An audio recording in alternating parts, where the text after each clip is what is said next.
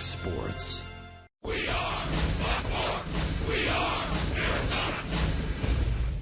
One game left before the All-Star break, of the Diamondbacks on the verge of winning the series with the NL West leading Dodgers. Friday, the D-backs rallied late, scoring 5 runs in the 6th.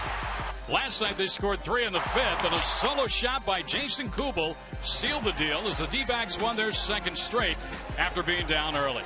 We're looking for another exciting game today, so sit back and enjoy D-backs and Dodgers next.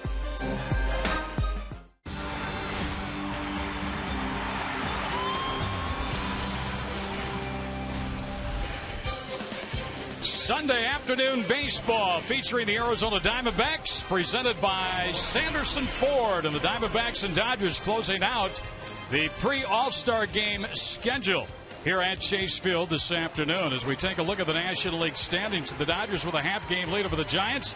The Diamondbacks have crept back to within 5.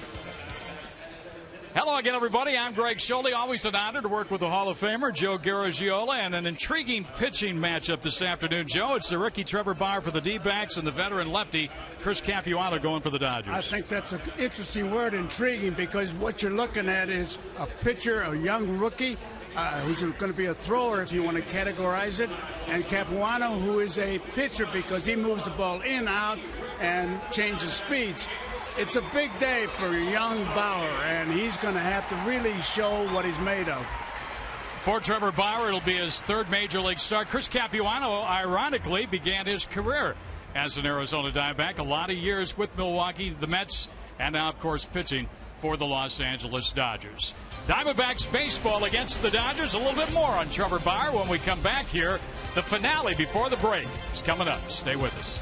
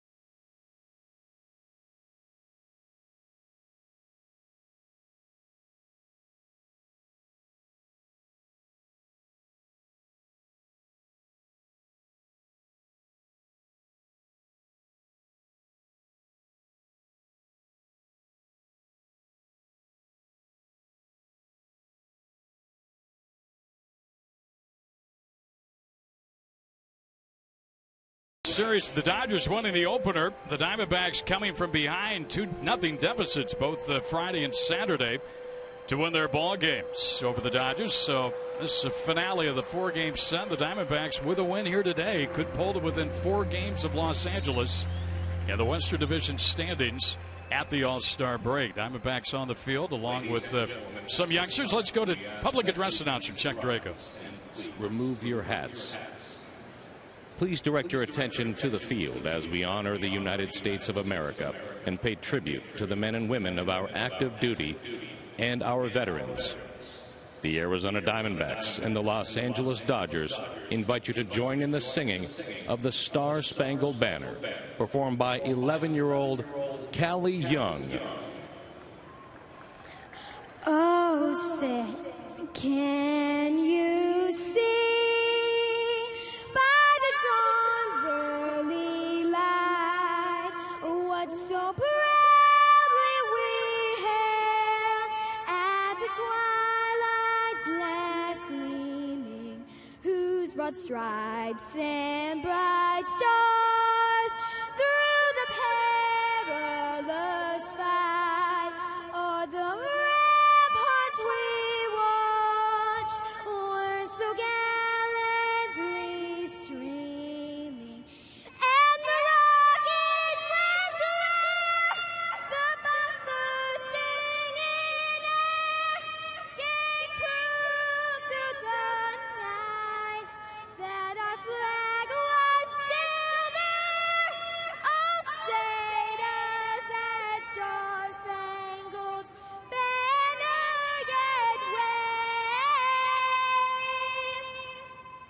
o'er the land of the free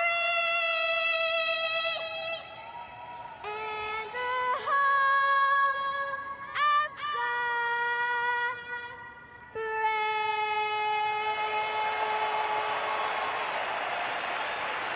Ladies and gentlemen, Callie Young.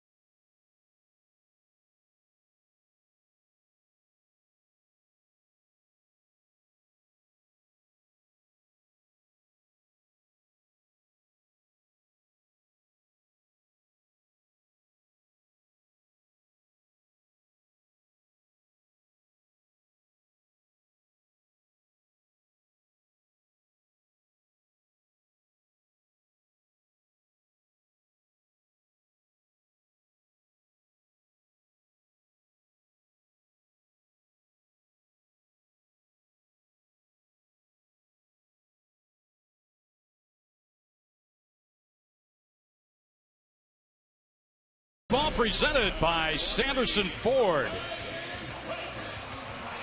Sunday afternoon before the All-Star break here at Chase Field.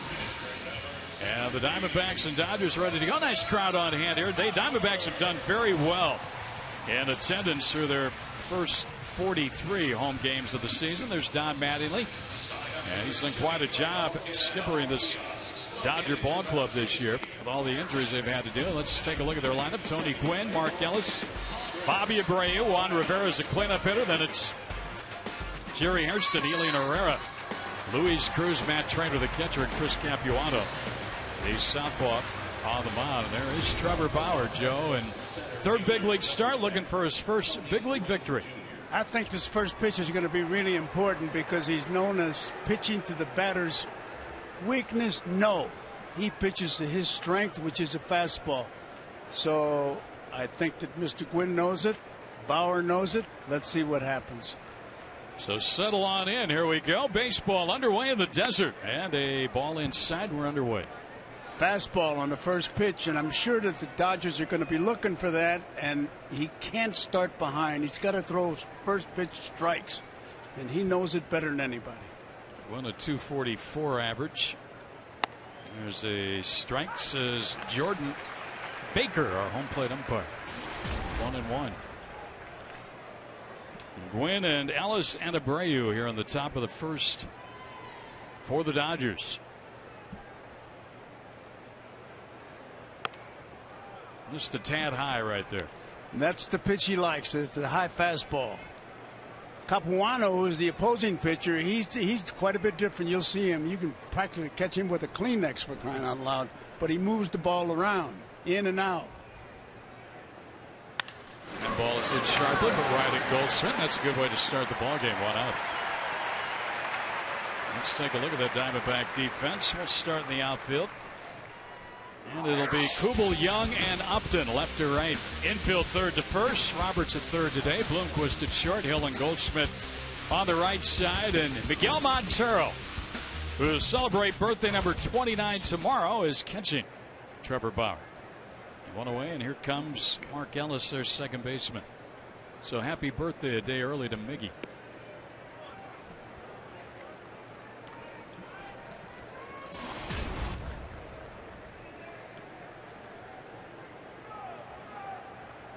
One-0 pitch. That's a strike on the inside corner. Let's go to our quote of the day, brought to you by Geico. And it's from Trevor Bauer.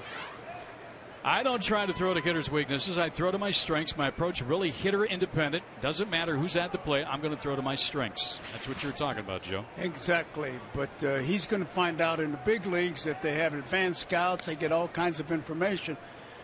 This youngster's got a ton of potential, ton of ability. It's a case of harnessing that ability. He likes to pitch high fastballs. Ellis in the air to center field. Young will take care of that, no problem. 2 quick outs here. And just a handful of pitches, and that's good also because he's got his pitch count up a little bit early in a ball game. Well, he gets behind now. On the first 2 hitters, he was behind on the first pitch. And he can't just throw that fastball down the middle, because I don't care if you throw it 120 miles an hour. If it doesn't move, you're going to be moved. Major league hitters will make contact. Hey, I'm 86. I could hit a fastball if I knew it was coming. Here's Bobby Abreu. This guy can hit a fastball. Abreu. He doesn't have to know it's coming, though. That's right.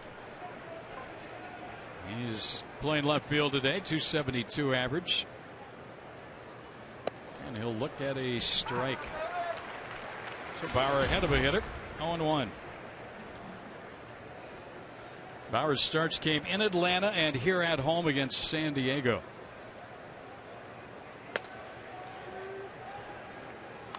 That's where he has to pitch, Greg. In and out.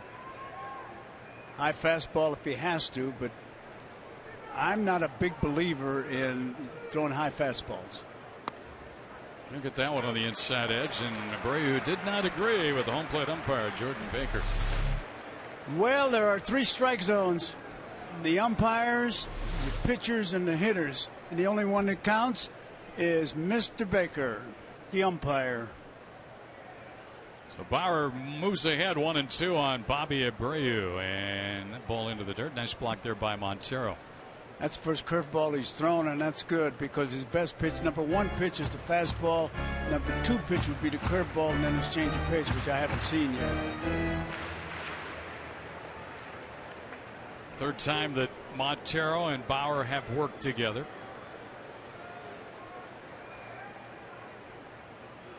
And he got him swinging. So a nice easy inning for Trevor Bauer, and it ends with a strikeout of Bobby Abreu. Diamondbacks will take a look at the crafty lefty. Chris Capuano on the bottom of the first, no score.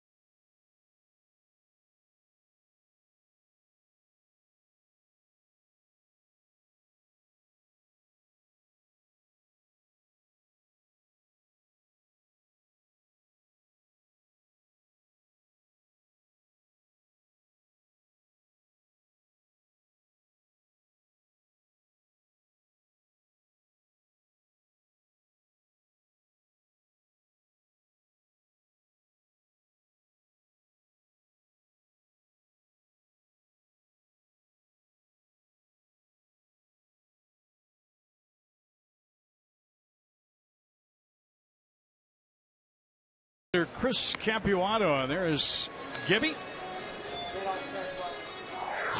Here before the All-Star break, Diamondbacks line up this way. Bloomquist, Tilden Upton, Kubel, the cleanup hitter with his 60 runs batted in, followed by Goldschmidt, Montero, Young, and Roberts hitting 7th and 8th, and the pitcher Trevor Bauer. Left-hander Chris Capuano, Joe, he's been around for a long time, 9-game winner for the Dodgers. You know, I was talking to Vince Scully before, and he was telling me that Capuano is one of those long tossers. I said, not like Bauer. Bauer throws it from here to Tucson. And he said Capuano throws from mid-left field to right field. I don't know what good that does you. Well, some subscribe to it. For what? Do you have any idea? I don't. Arm strength. Arm strength? That's what they're saying. Stretching it out. You pitch every 3 days or 4 days. I think the long toss is going to go the way of Drano. Well, Chris Capuano has had 2 Tommy John surgeries. He had one in 2002 and he had one in 2008. Here's Willie to lead it off. Willie Bloomquist. This guy's really been such a plus on this Diamondback team. Almost hit 300 at the break. A strike from Capuano. Diamondbacks really started out poor against left-handed starters, but they picked it up over their last 9 or 10 ball games. And that one's a little tight.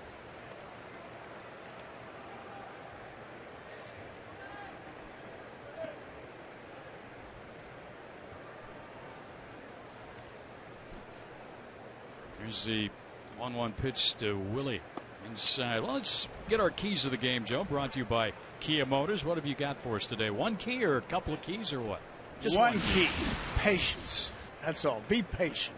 Be patient with Bauer, and the team is all right. They're starting to really hit as a unit.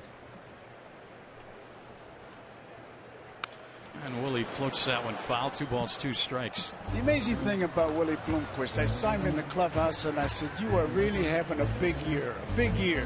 He said, not good enough. That's Willie. That's Willie. Instead of saying, yeah, I am having a good year, he's not even thinking that way. He's a grinder, man. Uniform usually dirty. Game in and game out. He's got a base hit here. Bloomquist at his best, shooting that ball to right field. Ellis went after it, didn't get it. And that's the way the Diamondback afternoon starts, with a single to right by Willie Bloomquist. Every time I see that, Chris, I think about Ted Williams going to the opposite field. See him go in and out. Yeah. 2 strikes, he takes a regular swing, but he's going to try to hit it to right field because that's where he's got the most room. Put the ball in play and let the other team mess it up. 1 and 2 hitters of the National League. The Diamondbacks have fared very well. Batting average up around 300. Bloomquist will draw a throw. Good on base percentage. They've slugged very well. And good run production. And this is one of the reasons why they've slugged very well. Aaron Hill with those numbers. Bogue has times been in the 2 spot, and he really enjoys hitting in that position in the order.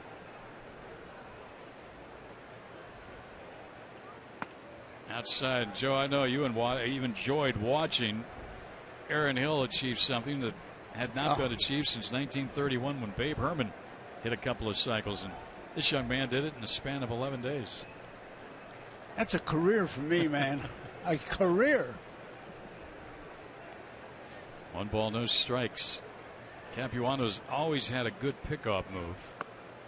He has 3 this year, 34 in his career. He had 12 in 2005.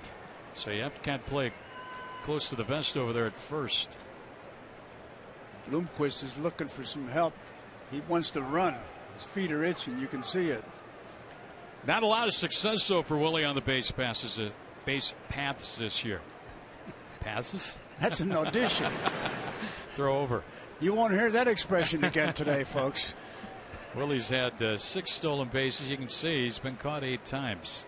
But you know, it doesn't make any difference how many times you're caught, because in the clubhouse meetings they're talking about watch Bloomquist. He'll run at any time. And that's what this whole ball club is, unpredictable. Hill looks at a strike, so Capuano got one in there. 2-1.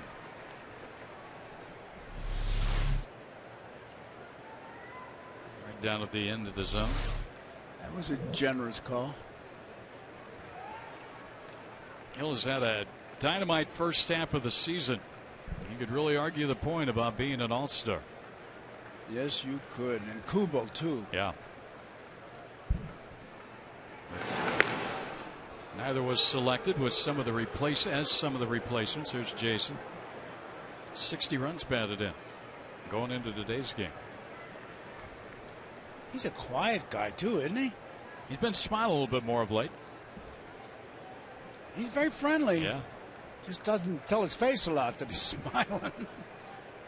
Here's the 2-1, and Hill, did he go? He went. He could not check up. Called by the home plate umpire, Jordan Baker, and it's now a 2-2 count.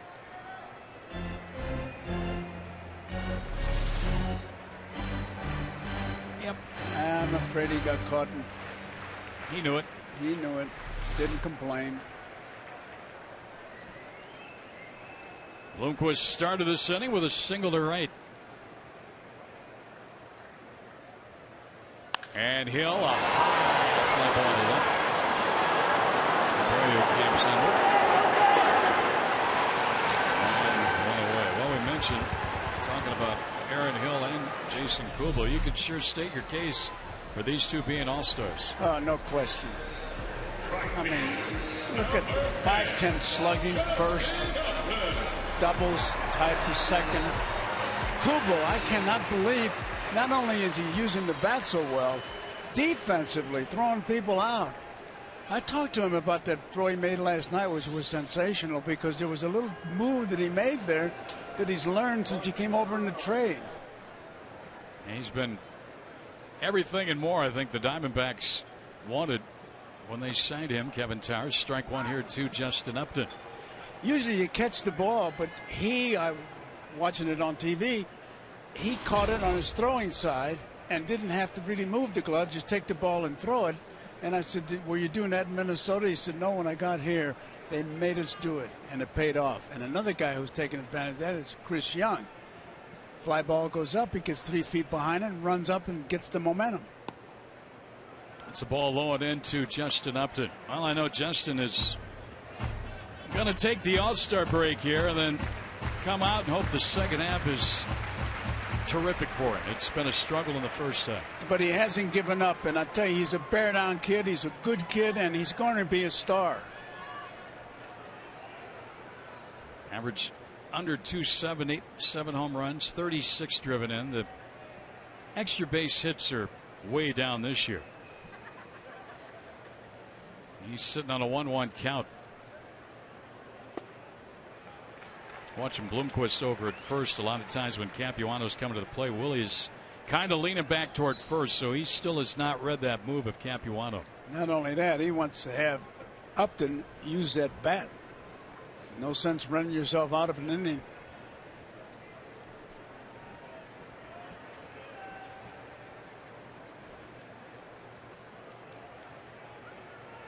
Upton into right field. That's pretty well struck. That ball's got a chance.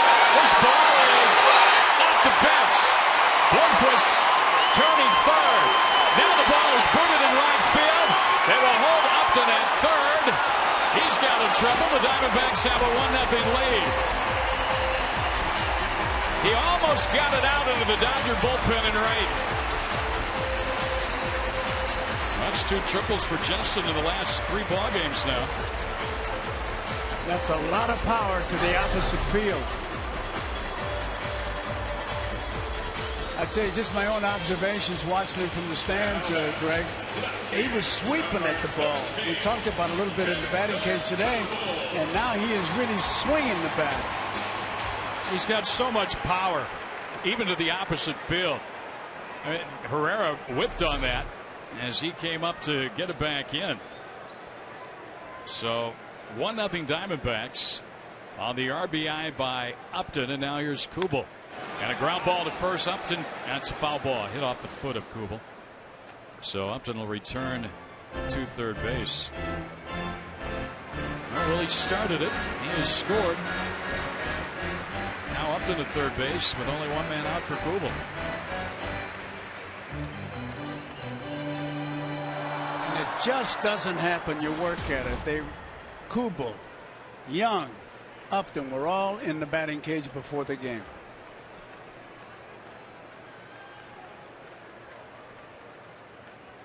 Ooh, high fastball, and he didn't get it. 0-2. Kubel, a 287 hitter against left-handers. That's pretty good. Oh, he gets a good swing.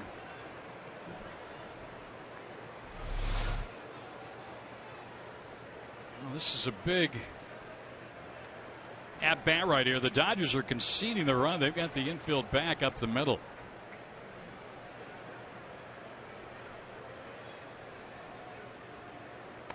And a strike 3 called on the outside corner by Jordan Baker. Just judging by Kubel's reaction, I don't think he agreed. It was a breaking ball. It's got to be close if it got a piece of it. It's called a strike.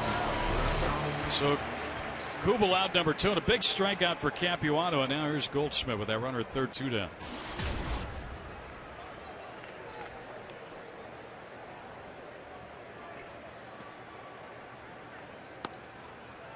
A strike is called. Goldschmidt's driven in 38 on the year. But you know what I'm really surprised at is his defense.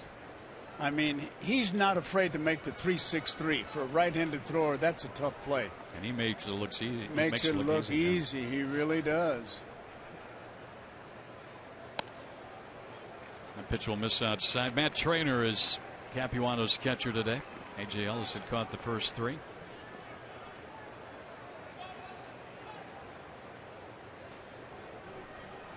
A veteran, backup throughout most of his career. Capuano working out of the stretch with Upton at third here and 2 down. And Goldschmidt gets out of the way. You can really see the control that Capuano's got. When the trainer moves at the inside, he gets that ball inside. Spahn was right. Warren Spahn said you only need 2 pitches to win. One he's looking for and the one you can cross him up with.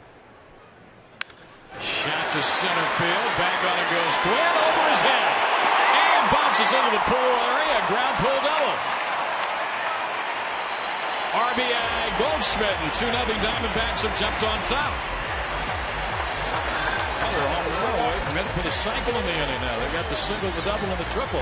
Hey, you're infected with the cycle, man. That's a great thing if it's your team. Nice swing here, huh, Joe? Oh, I tell you, he is a real student of the game, too. They were not taking infield, yet he was taking ground balls at first base, and that's why he's making good plays. It just doesn't happen. You have to work at it at the major league level. So Goldschmidt an RBI double. He's in scoring position for Montero. Now the Diamondbacks have given Bauer a 2-0 first inning lead on Capuano. Well, every time a Diamondback player hits a home run this season, Fulton Homes will donate $150 to the Central Arizona Mountain Rescue Association.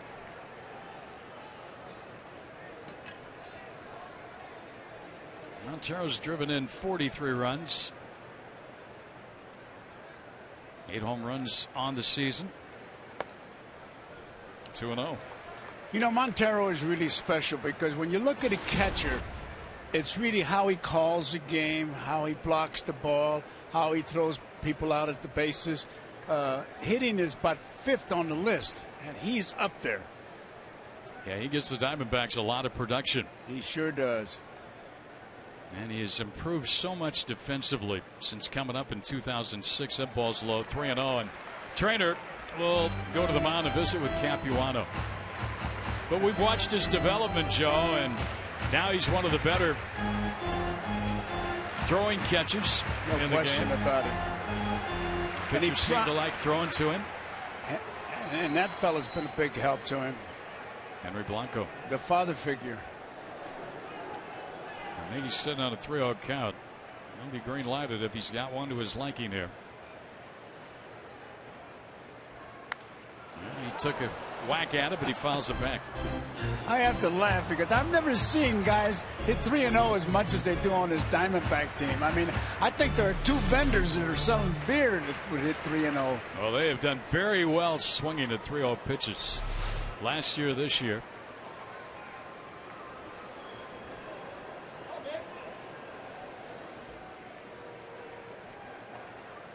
3-1 now on Montero with 2 in the opening inning. Adds a strike, and it's 3-2. 22 swings on 3-0 pitches for the D-backs here in 2012. I tell you, the unpredictability of this team, they are very entertaining. Win, lose, or draw, and that fella's done it. He's a good manager. Make no bones about it. So full count now on Montero. Capuano's had to work in this inning. Already 26 pitches thrown. Number 27 coming up. 3-2 pitch to Montero with 2 down. And he's called out on strikes. So a couple of strikeouts for Capuano, but the Diamondbacks get a pair. On RBIs by Upton and Goldschmidt. For Upton, his second 3-base hit in the last couple of games. 2-0 Arizona.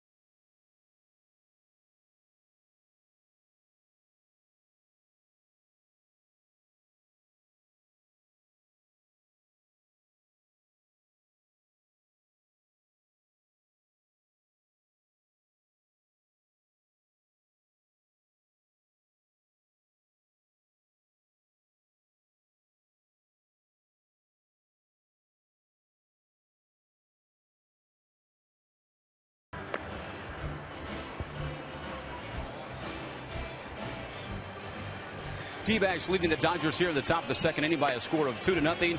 Rookie right-hander Trevor Bauer making his third major league start, and after a pair of lackluster efforts, Kirk Gibson telling us earlier today he thinks that Bauer is in a good position to have a good outing today. That's because there's been a lot of good dialogue and communication earlier this week. Miguel Montero, the all-star catcher, and Bauer not exactly on the same page early in this season. A couple times Miggy was shaken off. He didn't really like that, so there's been a lot of talk this week between Charles Nagy, Kirk Gibson, Trevor Bauer, and Miguel Montero. And Joe Senior, you alluded to it earlier. Bauer's a guy that wants to pitch to his strengths, and Miggy's a guy that knows these hitters. There's got to be a little bit of adjustment. Kirk Gibson saying that Major League Baseball is all about making adjustments. If you don't make adjustments, you won't survive. Gibson saying he thinks this young man will survive. And Joe, I kind of want to ask you a chance. During your playing days, did you have some headstrong pitchers that maybe wanted to shake you off, and how did you handle those situations? I will tell you. I will not keep you in suspense. But I'll tell you what, you may have what you call on the same page, but the pitcher has the ball. Baseball is the only game, remember, that on defense you have the ball. The ball is a responsibility right now of Trevor Bauer. I remember in the '46 World Series, Howard Paulette was the pitcher, Tommy McBride was the pinch hitter, and I wanted a fastball, and I put down fastball 3 different times, and he shook me off. We had a signal to bring the manager out. We did, and he asked us on the mound. And this is in the World Series. In the World Series. I was a 20-year-old kid. You know, I figured I just wanted to war MacArthur, and for an Eisenhower, example, me. how old was Paulette at that time? I'd say he was about 32. So he'd been around the block for a while. He was a star pitcher. He was a 20-game winner. And he wanted to throw a curveball, but the shadows were so much I didn't think that McBride would see the ball. And Eddie Dyer finally said he wants to throw a curveball, let him do it. I said, you're the boss. You may, if you took a written test, Greg, the catcher would win. But he does not have the ball. Bauer's going to make adjustments. He's a smart young man. I've not talked to him. I haven't even said hello to him. The ball is fair down the left field line. it to Juan Rivera. Bubel has to go get it as it catches up down there, but a leadoff double for the Dodgers to start the second inning. Their first base runner. I just want to add one thing to what Brad was talking about as far as Bauer making adjustments. Gibson, Montero, and Bauer had talks, and they're going to have more talks because the thing I love about Gibson, he's honest. He said, we're not going to sit him down after 2 starts and tell him, we want you to do this or do that. It's a process, and that's what he calls it. There it is, right there. And he adds if he keeps getting his tail beat, he's going to change. You don't get any plainer than that. And baseball players like that because they know where they stand. So the tie and run up here for the Dodgers and Jerry Hairston. Bauer working for the first time in his big league career with a lead, and he gets a strike, the high strike into Hairston, 0-1.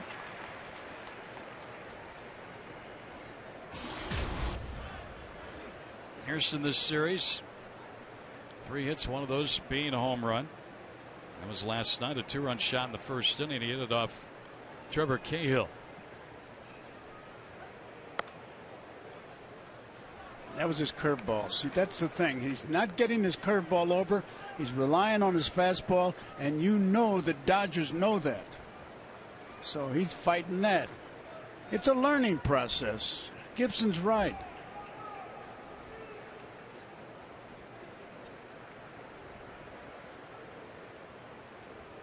Ground ball to the right side. Hairston will move the runner to third base as Hill throws him out at first. And there's 1 out in the inning. That was a breaking ball, and if nothing else, that sends a message to the bench, the Dodger bench, that, hey, see it break down? Hey, I got a curveball, and I will use it. And now the batter is Elian Herrera, the right fielder. Herrera is one of those guys who plays all over, and he's in right field today. Batting 6th in the order. Diamondbacks will concede a run here with a 2-0 lead.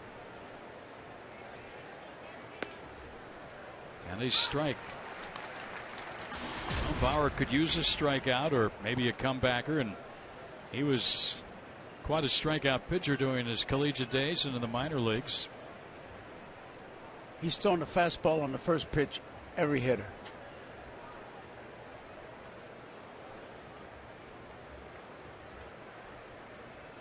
That ball bounces up there way in front of the plate, and a heck of a block by Miguel Montero. It was. He got the body in front of it. If you catch the ball, you get a bonus point. Get 10 cents off your gas mileage.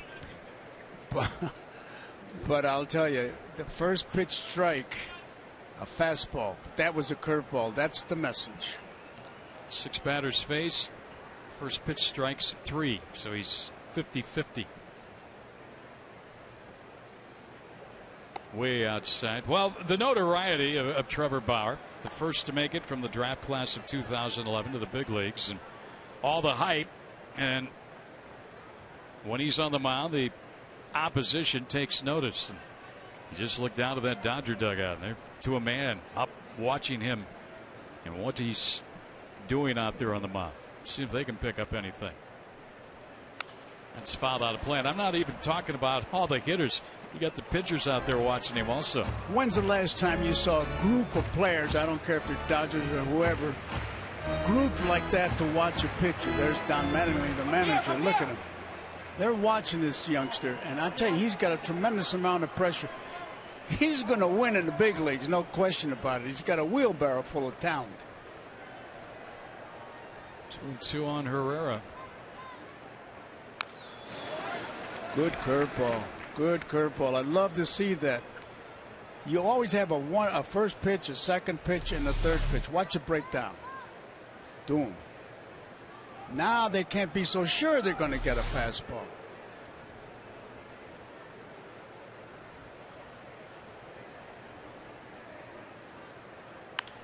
That's what he got. Line drive caught. Nice play by Roberts, and the runner came out moved. Boy, the difference right there in catching that ball on the fly and having that ball hit, and for the moment, save the Diamondbacks a run. Yes, it did. He jammed him, got it inside. He was trying to hit it there, and diving catch by Roberts.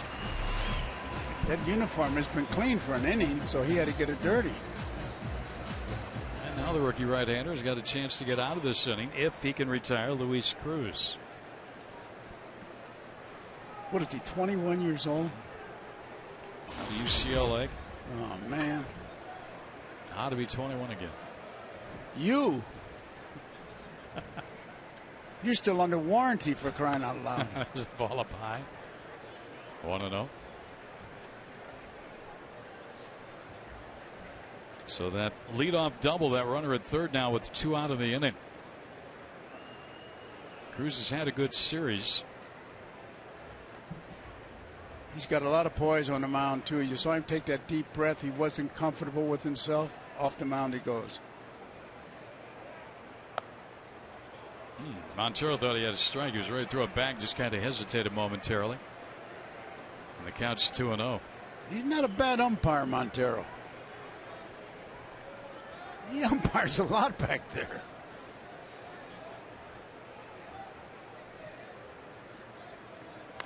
A little dribbler up the first base line. Bauer charges after it.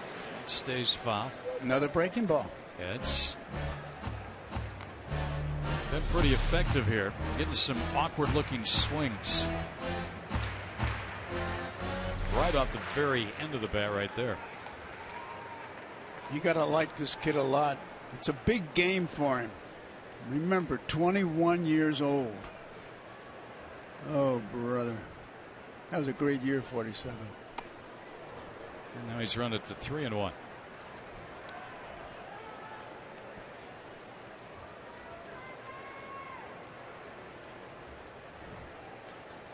Rivera shot one fair down the left field line for a 2-base hit to start this inning. He's at third with 2 out. Bauer to Cruz and a swing and a foul into the mid of Montero. 3-2 now. That ball was up. He couldn't do anything with it. You don't really catch a foul tip. You just happen to have the glove there and it goes in there and it closes on you. Because you can't practice catching foul tips.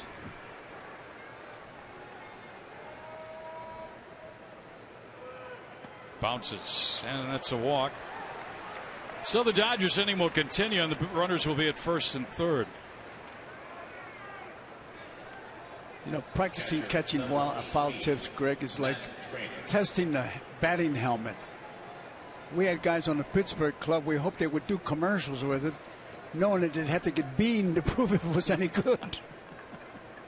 So they could make the disabled list and help the club. 34 pitches for Bauer. Working here in the second. They've stretched him out a little bit. That was his first walk of the afternoon. And that's a strike on the outside corner. Another breaking ball. He's pitching right now. He is pitching. He's not just throwing. Well, he's trying to shut the Dodgers down here after his team got him his first ever lead. I wish they'd get him a bigger lead. Give him room to breathe. Another breaking ball and the same result. Another strike, and it's 0-2.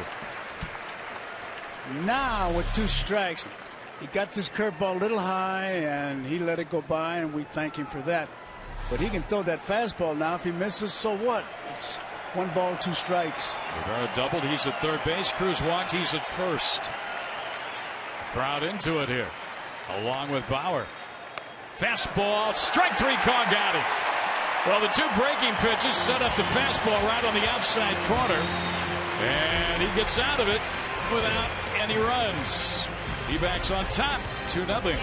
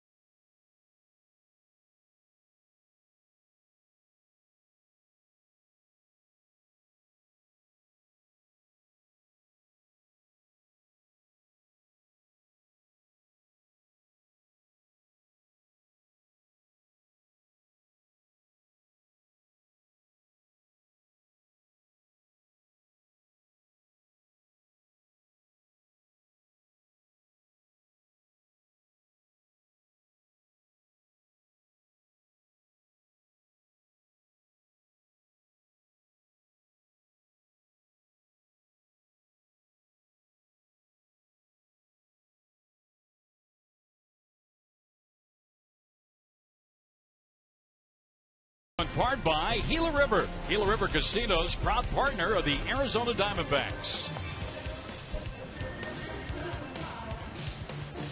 Diamondbacks on top of the Dodgers 2-0. As they get 2 in the first, and pitcher-catcher. A little conversation here, Montero and Bauer in between innings. You're going to see a lot more of that because manager Gibson talked about it. There's Charles Nagy, one of the better pitching coaches in baseball. I tell you, the coaching staff, Don Baylor and Sherlock and Trammell and Matt Williams, everybody, they work hard. Well, we haven't. There's a shot to center field here by Young, but one backpedal and settles under. Makes the catch. One away. We have not seen Bauer shake off Montero once now. And pitches called over the first 2 innings. So Young retired. Here's Roberts. This Roberts is a funny kid. He brought in a magazine he showed me. It was he said it's from Hungary, about tattoos. I said, some hungry tattoos now. That was teed up too high for you. There's a strike. No, the country. That's what I'm talking about. Yeah, sure. Sure. I can tell, Greg. Yeah. Capuano in that first inning threw 27 pitches and allowed. There's a shot to left. That's sent to front of the left play it on the hop. Roberts on base.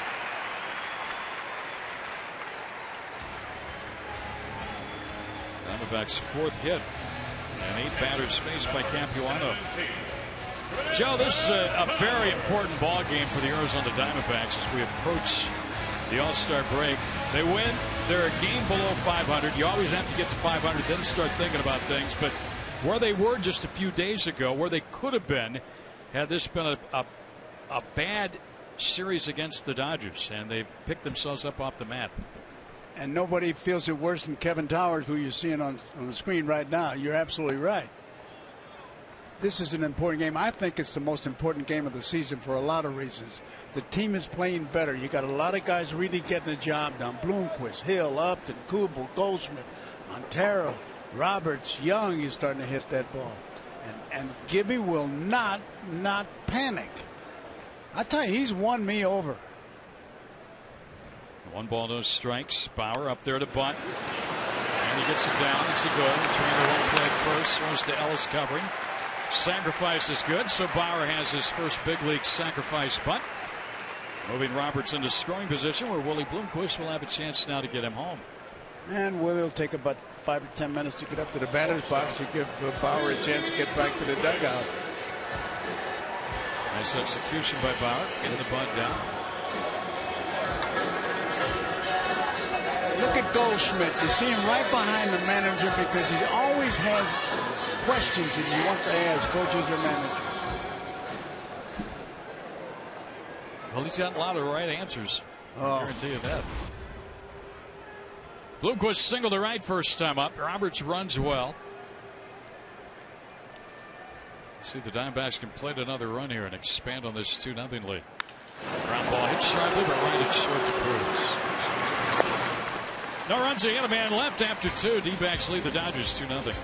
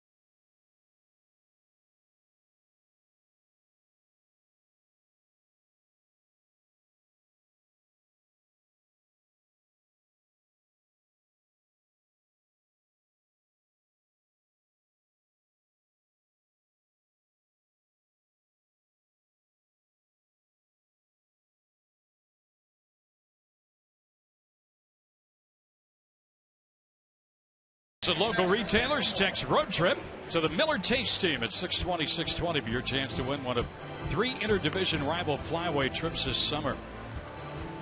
And this summer's moving right along. Here we are already ready. July 8th. Button up against the All-Star break. Wade Miley, the Diamondback representative. We talked about Hill and Kubel. Very much could be representing the Diamondbacks also, but Wade Miley will be there. Good for him. And good for Trevor Bauer through 2 innings. He faces Chris Capuano to lead things off. Capuano's got 2 hits on the year, 2 for 24. And he corks this one, and it's his 3rd hit. That's up to get, bounces over the fence for a ground rule double to start the 3rd inning. You think he was looking for a fastball? I think he was looking for a fastball. I mean, he just called room service. Send me a fastball, please, inside part of the plate. I mean, there it is. You couldn't get it any better than that. He was waiting for it. It's all right. That's a learning lesson. Well, that's how the Dodgers started the 2nd inning and failed to score off Bauer, but you don't want to become a regular thing. Sooner or later, the law of averages is going to catch up with you. He's got the top of the order to deal now with Tony Gwynn and then Mark Ellis and Bobby Abreu. 2nd Dodger hit.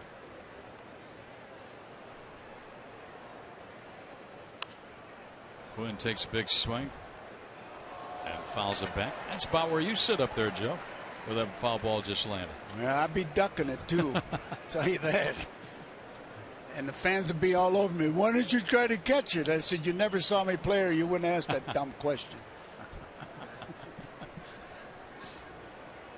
Gwynn grounded out to Goldschmidt to start this ball game. He's their leadoff hitter. What you saw right there was Montero was losing his balance, and he said, just wait a minute, let me get my balance. We're going to start with new pitches now, going around.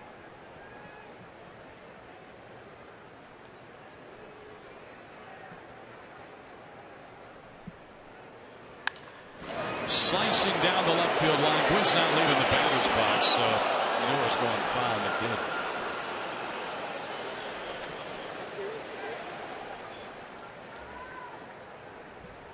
Our AT&T trivia question as we look at Wade Miley. Talk about the All-Star game. Maybe the 3 English players to be selected to the All-Star game all time. Okay, we'll let you think about it. Got some thoughts, but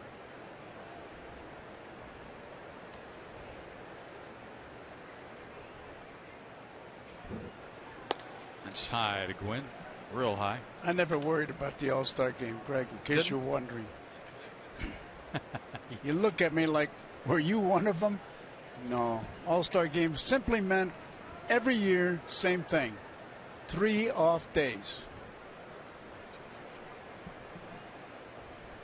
I remember when they used to play 2 All-Star games. I even didn't make those. There's a pop foul, third base side. Roberts overreaches. Don't get hurt. Trying to scale it there, but it went out of play. 1 and 2.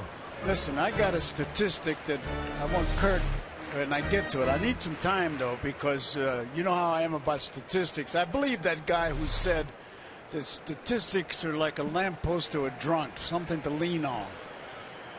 I got one here I don't understand, Kurt, and I want you to explain it to me.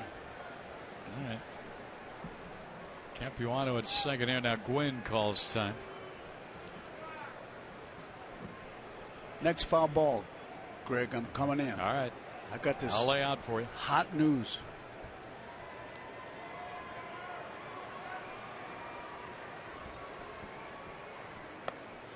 Just missed a little. What a nice pitch. Man, oh man, that left arm, that right arm must have been nailed to his body. High. No, I was high. Right call. Take it back, Jordan. I take it back. 2-2 now. Bauer to Gwynn. And a ground ball right side. That is a foul ball. Jen Furchow hugging that line. Just came up with the hands. All right. Foul ball, Joe. It's all yours. Thus far in 2012, a major league low 36% of batted balls versus the Brewers have been to the hitter's pull side. but velocity isn't necessarily the key to Gallardo's average fastball. Steven Strasburg, best 959, 42%, ranks 9th according to stats. What kind of a statistic is to see if it's pulled to the right side? They wanted to get you to read it for them. That's here's the 2-2 to Gwynn. That goes right next to defensive indifference. We had one of those last night, I think. I know you did. That's about as exciting as what? I hate that statistic. Full count here on Tony Gwynn. I got 3 favorites. Those 2 and throws to pick off guys at first base. Gwynn pulls another one foul. And I tell you, young Bauer is really pitching now. This is a great lesson. You're watching, and Montero's going out there to talk to him again. And he's going to go out there a lot, and that's with the blessings of Gibson. Rather long conversation. Well, and they hide so you can't read the lips, and I always tickles me when they have the Japanese pitcher and a Mexican catcher, and they're speaking in their native language. You couldn't understand anybody. So the conversation breaks up. Montero will settle back behind the plate here. He's a good catcher, man. And we'll do it again on 3-2. Nobody out, and a leadoff double by the pitcher, Capuano. Not a foul as Gwynn just wasted that pitch. Been a long at bat. He's made some good pitches, Greg. It's going to be the 10th pitch of the at bat. Bauer against Gwynn.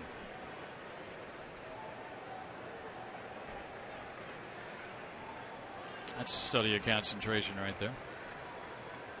Didn't shake off.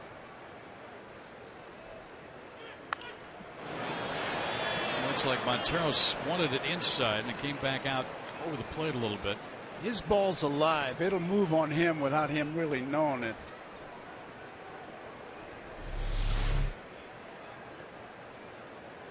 See it go to the outside part of that plate? When talking to himself. Full count again. Pitch number 11 of this AB.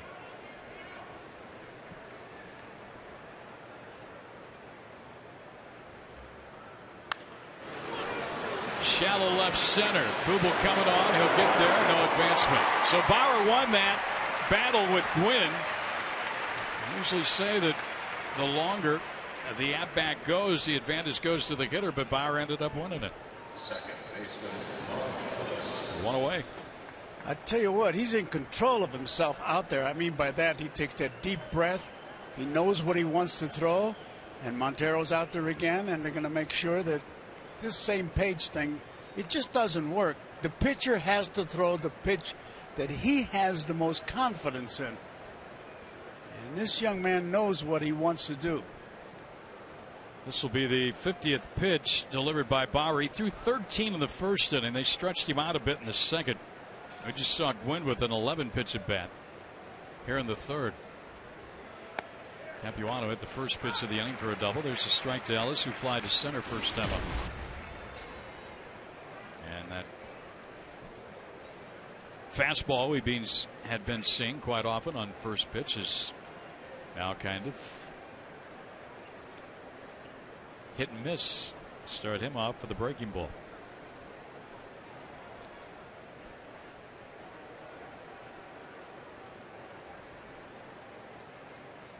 Popped up. That's going to be the second out. Hellcamp's under. Puts it away. He's been in a little trouble here in the second and third innings, but man, has he made some pitches. I tell you, but look at him. He's in perfect control of himself. He couldn't be any cooler if he was an IRS agent. He knows what he wants to do. So with 2 out, here is a veteran hitter, Abreu, who struck out his first at bat. He got him with the breaking ball. Veteran hitter, a lot of big league at bats for Bobby Abreu.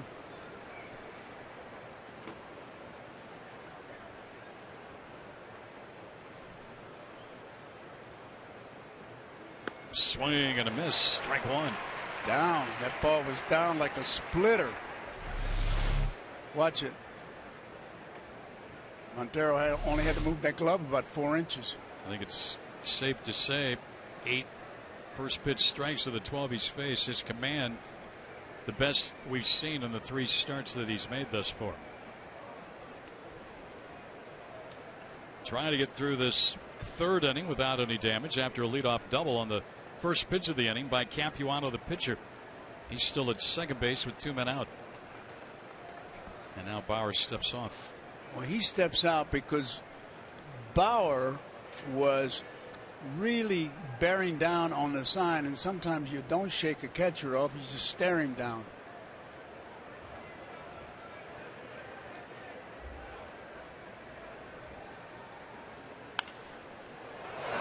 He's ahead of Abreu, 0-2 on the count. As Bobby shoots that one foul. You know, Mr. Branch Rickey used to always say there are players who hope they can play, and there are players who think they can play, but there are players who know they can play. Trevor Bauer knows he can play. I would wager a guess those are always your most successful players. Oh, yeah. 0-2 count here. Nice block again by Montero. 1-2 count.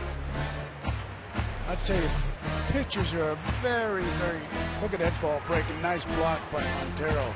He didn't want to catch that ball. He wanted to block it. And if he caught it, it'd be a bonus. Another 20 cents off the gas mileage.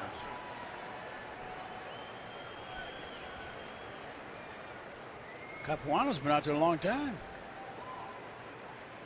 Lead off 2-base hit. Hasn't budged. Ground ball to first. How about Bauer's going to get out of it? Goldschmidt to the bag himself. So the leadoff double. We'll see if that has any effect. Capuano just kind of standing around as he goes out to pitch in the bottom of the 3rd. 2-0 D-backs.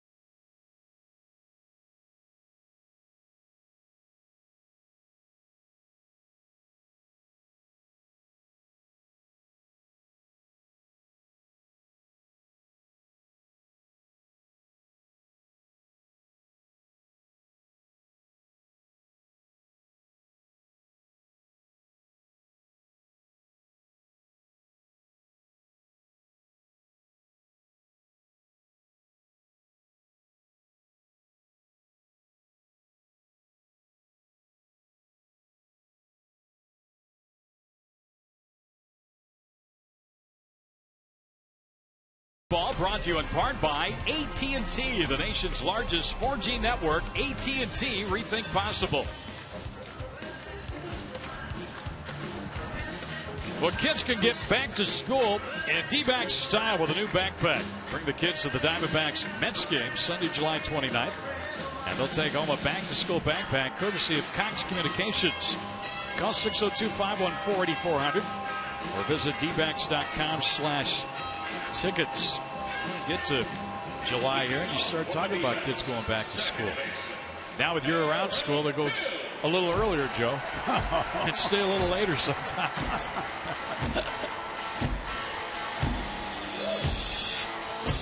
A lot of kids here, and it's always good to see kids at the ballpark with mom and dad or aunt and uncle or whatever, just having some fun. Well, Sunday is also no chew crew. That's right. And that's good. We got to stop that tobacco stuff. Aaron Hill will lead it off against Chris Capuano, and Hill takes a strike. Aaron fly to left his first time. Diamondbacks got their 2 runs in the first inning. Single by Bloomquist, RBI triple by Upton, and then a 2-out double by Goldschmidt. They've out-hit the Dodgers 4-2. Hill leans back, pitch inside. The Giants lost again today to Pittsburgh. Pirates playing great baseball. Aren't they, though? Your old ball club. We were different. High fly ball foul behind the plate, and we'll get back into the seats. I'll tell you how different we were. I'm not going to name the player, but I went out to the mound one time after he shook me off 3 times. I said, "What do you want to throw?" He said, "A slider." I said, "You don't have a slider." He said, "I want to throw it. He won't be looking for it. I'll get him." And he got him. Well, those were the old Pittsburgh days. What, 112 losses? And out of 154 games, yeah. Not in a row, though. Okay. 1-2 count on Hill, and a foul right back this way. Well, anytime the Diamondbacks score 6 runs or more, Taco Bell gives away 3 free tacos with the purchase of a large drink between 4 and 6 p.m. the following day at participating locations. So what Gracie always likes to say is, we need tacos. That's runs. Right? 6 of them. Get some for young Bauer. Hill, a broken band bleeder. That ball is going to be caught by Cruz. 1 down.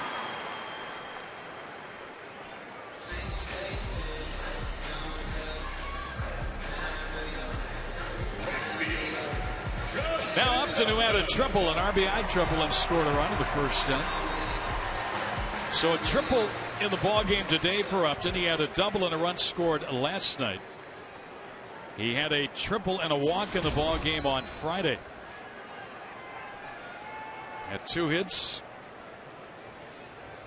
in the first game of this series. He's hit the Dodgers well this year.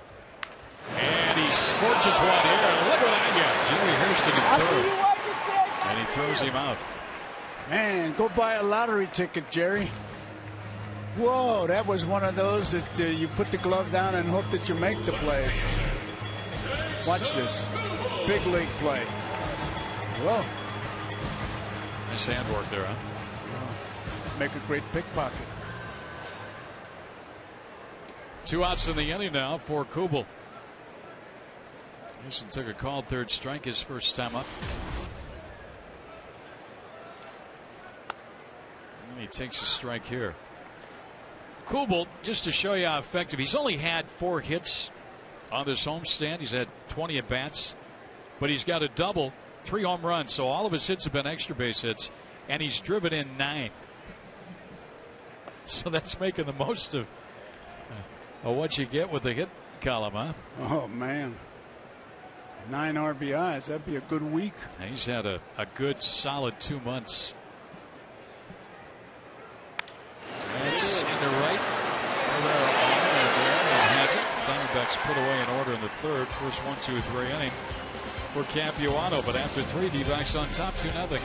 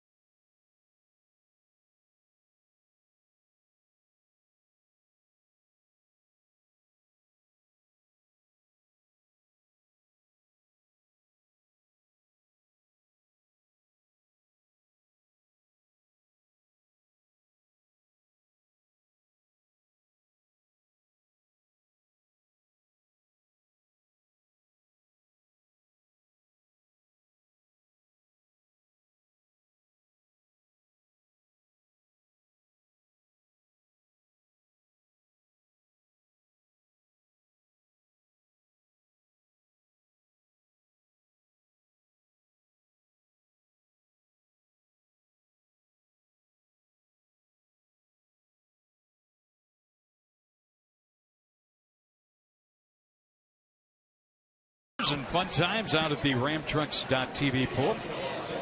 Always a great place to watch a ball game. Another big crowd on hand out there today. And right now they're watching a 2-0 Diamondbacks lead in this one. 2 runs in the first. Trevor Bauer has made those runs hold through 3 innings of work. And he goes to work here against Juan Rivera to start the Dodger 4th inning, and he gets him with a strike 0-1. Rivera doubled to start the 2nd inning. One of the 2 Dodger hits. There you go. Now he checked up.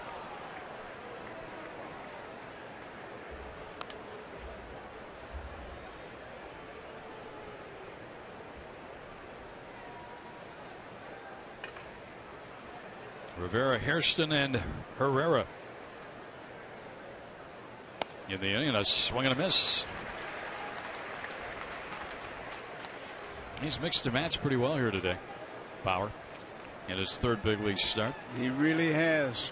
He's been pitching as opposed to just throwing. You're 21. You're facing kids your same age. You're just blowing the ball by him. And that bat breaks to short. Bloomquist with time throws Rivera out. 1 down. Let's take a look at our high-speed pitch brought to you by CenturyLink. Bauer and Capuano. And Bauer has hit 95 today. 89 for Capuano. It's not how hard you throw, it's where you throw it. The effectiveness. And is the ball alive? His ball has been alive. And I like the way he controls himself on the mound. You don't see him walking around, grabbing the rosin bag. Strike 1 to Hairston. He's gotten a couple of broken bats in the ball game today. Yes, he has gone inside. 95-75, so a differential of 20 for a hitter to think about in an AB. That's another strike. Right now he's pounding that zone. 0-2 here on Jerry Hairston. In and out, in and out. He's starting to get a real comfort feel here. I tell you, to increase the width of the plate to get that strike, you have to pitch inside. He's been doing that. Montero behind the plate, I'll tell you, makes a difference. That big conversation they had, and they'll have more. Into right field, up and back, and has a nice catch out there. Justin, nice break on that ball, and just flagged her down for the 2nd out of the Dodger 4th. 5 in a row now set down by Bauer. And again, this is the 2nd time through the order. So he's set down all 5. Here's Herrera with 2 men out, nobody on. So far, he's only thrown 1 fastball.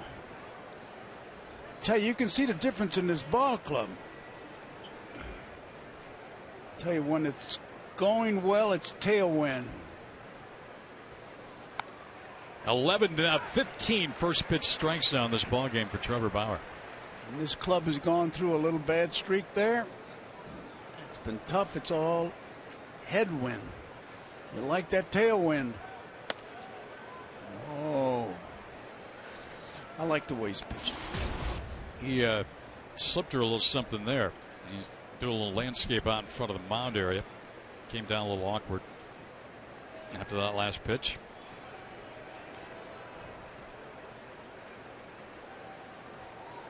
Take a deep breath. Attaboy.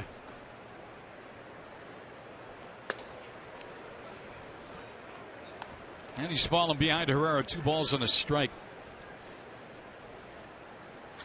Kid pays attention to me, Greg. You see that? Yeah. I like him. Strike outside corner. Now you get the feeling, too, the umpire's working with him. And he's getting an idea of what the kid's doing, because that ball is moving, too. It's not a straight fastball. It's alive. 2-2 count on Elian Herrera.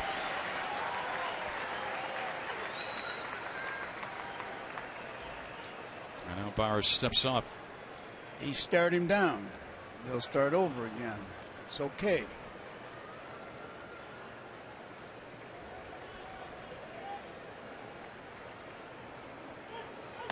Got him with a hook. Curveball. Yes, sir. Nice easy inning for Bauer. A second 1-2-3 inning to the ball game, and he gets Herrera looking on the inside breaking pitch. 2-0 D-backs.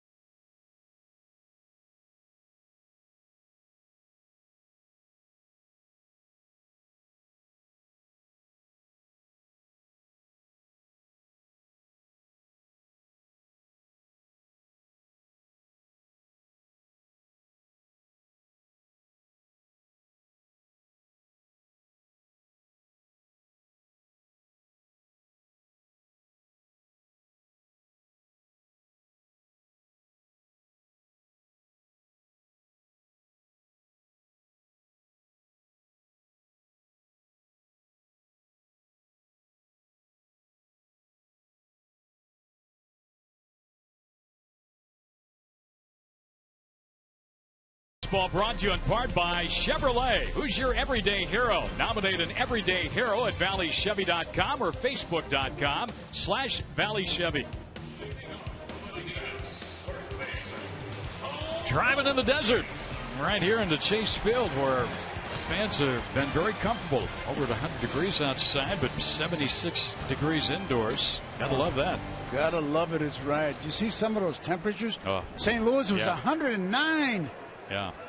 Diamondbacks go to Chicago and Cincinnati to start the second half. It'll be nice in Cincinnati. Here's Goldschmidt to lead it off. Goldschmidt a double, a run batted in. Back of the first inning, facing Capuano here on the fourth. And the pitch will miss. Capuano out of 1-2-3 third inning. He gave up 3 hits and the 2 runs in that first inning. Hammer it right here. Somebody wearing the Lucha Libre mask given away last night. 2-0 count. Goldschmidt's double bounced into the pool area.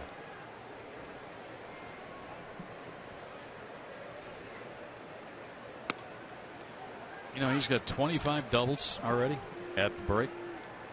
He might get another one here today, but that's where he sits right now. He's a good athlete. Good work ethic. 3-1. You know, just to get back to Bauer, he shook off Montero for the first time on the last pitch of that inning. So it was the fourth inning. And he stepped off and then threw a curveball. Goldschmidt will walk ball 4, and Capuano upset with himself.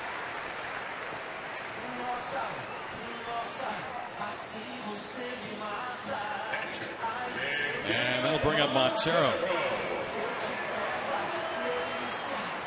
It's the first walk issued in the ballgame by the Dodger lefty. Gets the Diamondbacks a base runner to start the inning. Montero took a called third strike to end the first inning.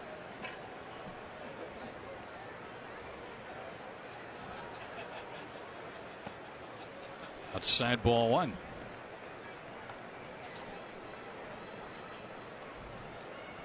Well, it was 6, 7, and 8 that did a lot of damage against the Dodgers last night for the Diamondbacks. Montero, Blum, and Parra in that 3-run fifth inning. And they're 6, 7, and 8 here now after the Goldschmidt walked here in the fourth. Miggy, a high fly ball to right. Herrera comes on. He makes the catch. Goldschmidt back to first, 1 out. We mentioned the Giants lost to Pittsburgh today. And the Pirates in the break, pre-All-Star game break, in first place. The last time, Joe, the Pirates were in first place at the All-Star break, 1997. It's not so long ago. They finished that year 4 games below 500. There's a strike. You know, in '52, we were supposed to do a commercial for Gillette, and they asked for the razors back. That's how bad we were. McCutcheon, that's a pretty good player for that Pirate. Oh, is he ever? He had 2 home runs today. Andrew McCutcheon was leading the National League in hitting. Strike to Chris Young, and it's 0-2 now. I tell you, I'm happy for Clint Hurdle. He's doing quite a job. Good guy. That team can really pitch, and they're hitting a little bit more. And they're drawing a lot of people. They've had 9 or 10 sellouts in Pittsburgh. Oh, yeah. 0-2 count here. And Goldschmidt's got to draw a throw and get back in. So the All-Star game Tuesday in Kansas City, and then the second half will start. Diamondbacks will play Friday at Wrigley Field in Chicago against the Cubs. And let's hope Wade Miley gets a chance to pitch and do well for the National League team. There's a shot to left in front of Abreu, base hit. Now Chris Young, a solid single. That was on an 0-2 count. Taking good swings as we look at Don Baylor, the hitting coach. I was talking about the coaches before. I certainly don't want to forget Young at first base. I'll tell you, they work very hard. And Young, when he's got base runners, is always talking to him. He's got the clock in his hand. Nice swing. So 2 on here now for Roberts, who's got a hit in the ball game. He singled sharply to left his first time up.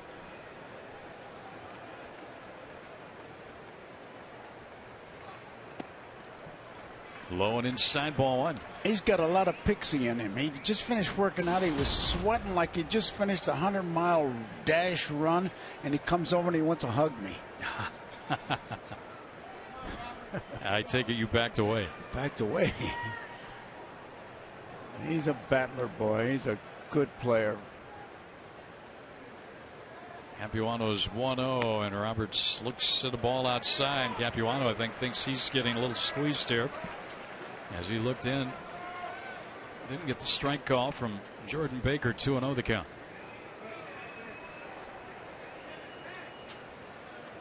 This is a big at-bat here with Roberts at the plate and the pitcher next. Goldschmidt walked. He's at second. Top of the screen. Bottom of the screen. Young, a single. Off the end of the bat there for Roberts. 2-1.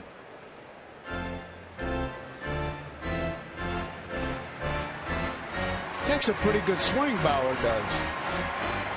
He laid down a sacrifice his first time up. Roberts trying to play the run here. Add to this 2-0 lead.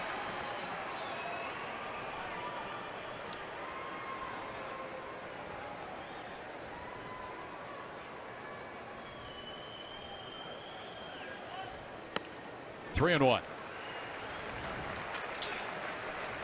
Now here's a crucial pitch, man. Base runners at first and second, 1 man out, and you got the pitcher 3-1. And Madeline, you'll be chewing that gum faster.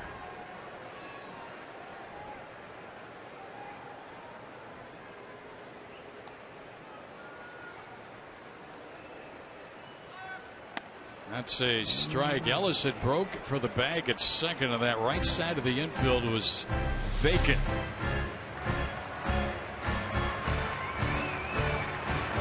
So he got the breaking ball over, and now it's 3-2.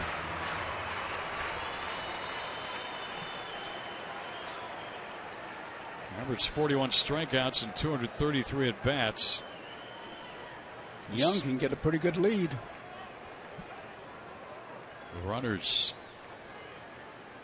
are going. Roberts fouls it back. That's about the unpredictability of Gibson. Logically, I don't care what you say. You got the pitcher coming up next, and you're going to run the guys? Well, that's putting a lot of trust in your hitter. He's going to make contact. And it puts a lot of confusion into the opposition. But he's got a guy up there who can handle a bat. I tell you what, a good single there, the way Young was breaking. And as you mentioned, Joe, he's not being held on, so he's able to get a good lead. A well-placed single. Might even scored him there. I think you're right. 3-2 again here on Roberts. Capuano will step off. Ryan has driven in 32 on the year. They're looking for a big hit here. Runners were going on the last one.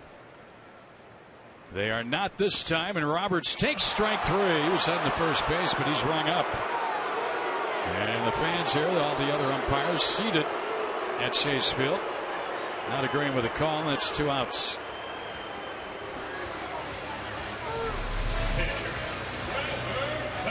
Too close to take. Yeah, way too close to take. He thought it was too low, obviously. 3rd strikeout of the ballgame for Capuano. Now he can get out of it if he can retire. Bauer is looking for his first big league hit. You might as well get that out of the way, right? Get your first big league hit and your first big league run batted in all in one swing. It'd be nice. They're plenty, and they're shading him towards the right field line. A lot of room in left center field, man. You could start a housing development between the center fielder and the left fielder. A lot of room. Runners were not going on that last 3-2 pitch, and Roberts struck out looking. Now Bauer, a half-hearted swing and a miss, strike 1. Wanted to go, couldn't hold up. Look at the room. Look at all the room in left center field. They're shading him right to the right field line. Bauer of the minor leagues this year with Mobile and Reno was 1 for 23. It's not good, is it? No.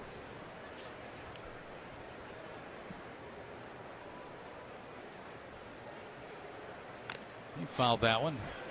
The count 0-2. Well, Trevor, you might as well look for the big curveball, but you can't guess it because you got 2 strikes on you. But he's not going to give you another fastball here, I don't think. There's a UCLA Bruins fan. Of course, that's where Trevor played collegiately, went to school. Big guy. Looked like a Bruin. Looked like a group. 0-2 now here on Trevor Bauer.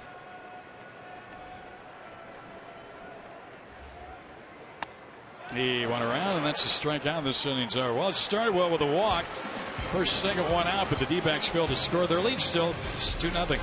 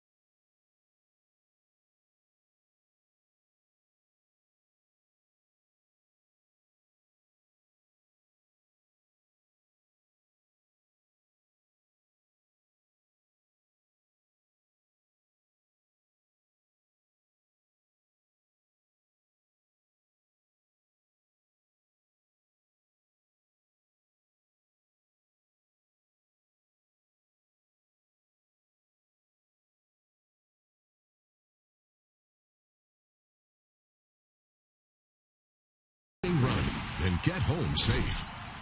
With great beer comes great responsibility.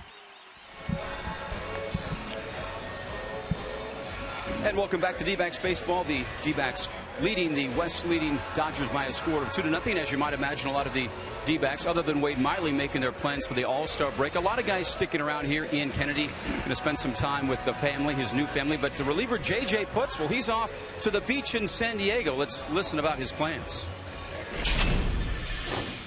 I've never really been in the ocean before, so this is going to be a unique experience. Really? Yeah. You just decided to wait till later in your life to try the ocean? I mean, I know I was in the ocean at some point in Florida when I was younger, but other than that, I haven't really had too much experience in there, and I guess I'll try to do some bodyboarding or something. Probably look like a big polar bear coming off the Pacific. So folks in San Diego have been warned. The big fella going to do a little body surfing down there. He said he has to wear a lot of sunscreen. So he and his family off to the surf and sand of San Diego. Well, I'm glad he is going to wear the sunscreen. Yeah. Thanks, Brad. You got it. What did he say? He was going to bodyboard? Body surf. Yeah. You've done that, haven't you, Joe? There's a pitch up high and inside ball one here, too. I barely get near holy water. Nice cruise. Having fun out of the pool today. And right now the Diamondbacks were leading 2-0 behind Trevor Bauer, who gets a strike in on Cruz. Bauer has allowed 2 hits. He has struck out 3. He has walked 1. And a good fastball right there. He looks a lot more confident in this outing today than his first 2 outings. He looks in control of himself. He's picked up speed. He's just shaking around to confuse the hitter. He doesn't have that many pitches. Ground ball. Roberts going to need a strong arm to throw. Got him. Ryan Roberts was out before the ball game. Matt Williams was hitting him ground ball after ground ball after ground ball. Aaron Hill was the first baseman over there taking the tosses, and they were working on just this, getting that ball up. And you could see there Goldschmidt made the grab at first. You know, you're talking about the coaches working with the players, and they were out doing that before the game, and it paid off right there. Oh, yeah, I tell you, man. He's got as good a coaching staff as I've ever seen. Matty?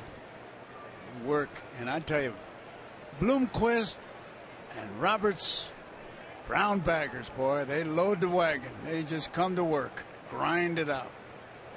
Matt Trainer struck out looking his first time up. Bauer now has gone the furthest he has gone in a big league game with his first out here of the 5th inning. Swing and a miss. You know, I want to get a plug in for Trammell.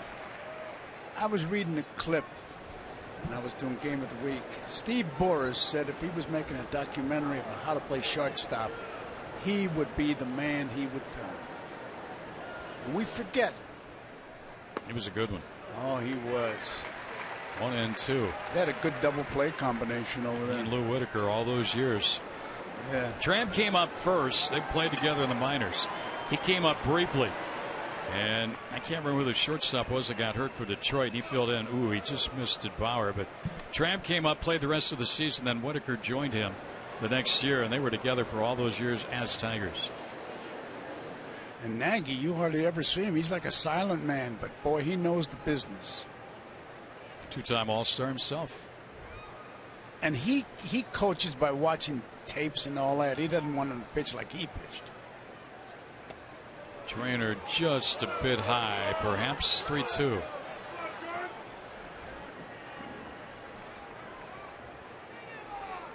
Buzz one by him right now.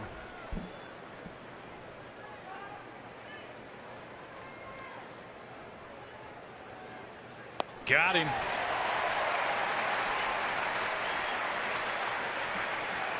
So Bauer, a strikeout, his 4th of the ball game. Our APS Energy All-Star. We're going to feature Trevor Bauer. What he did first 2 starts and today. Trying to get through 5 here. You notice, I think, one of the big things right there, only 1 walk here this afternoon. Had walked 7 in his previous 2. And he's using more than 1 pitch. And he just stands on a mound, gets the sign, and here we go. There you go. 7 walks, first 2 starts, 7 strikeouts. course, the big thing is there no earned runs. Working with a 2-0 lead, and he's been protecting it. Capuano. Where was that one, Mr. Baker?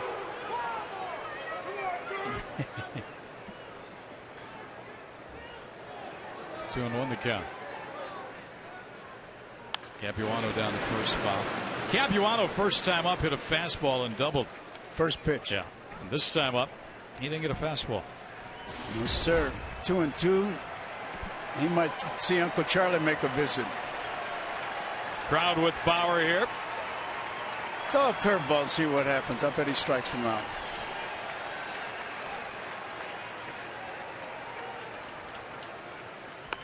He tried it. Yep. Slipped out of his hand. You can see his reaction.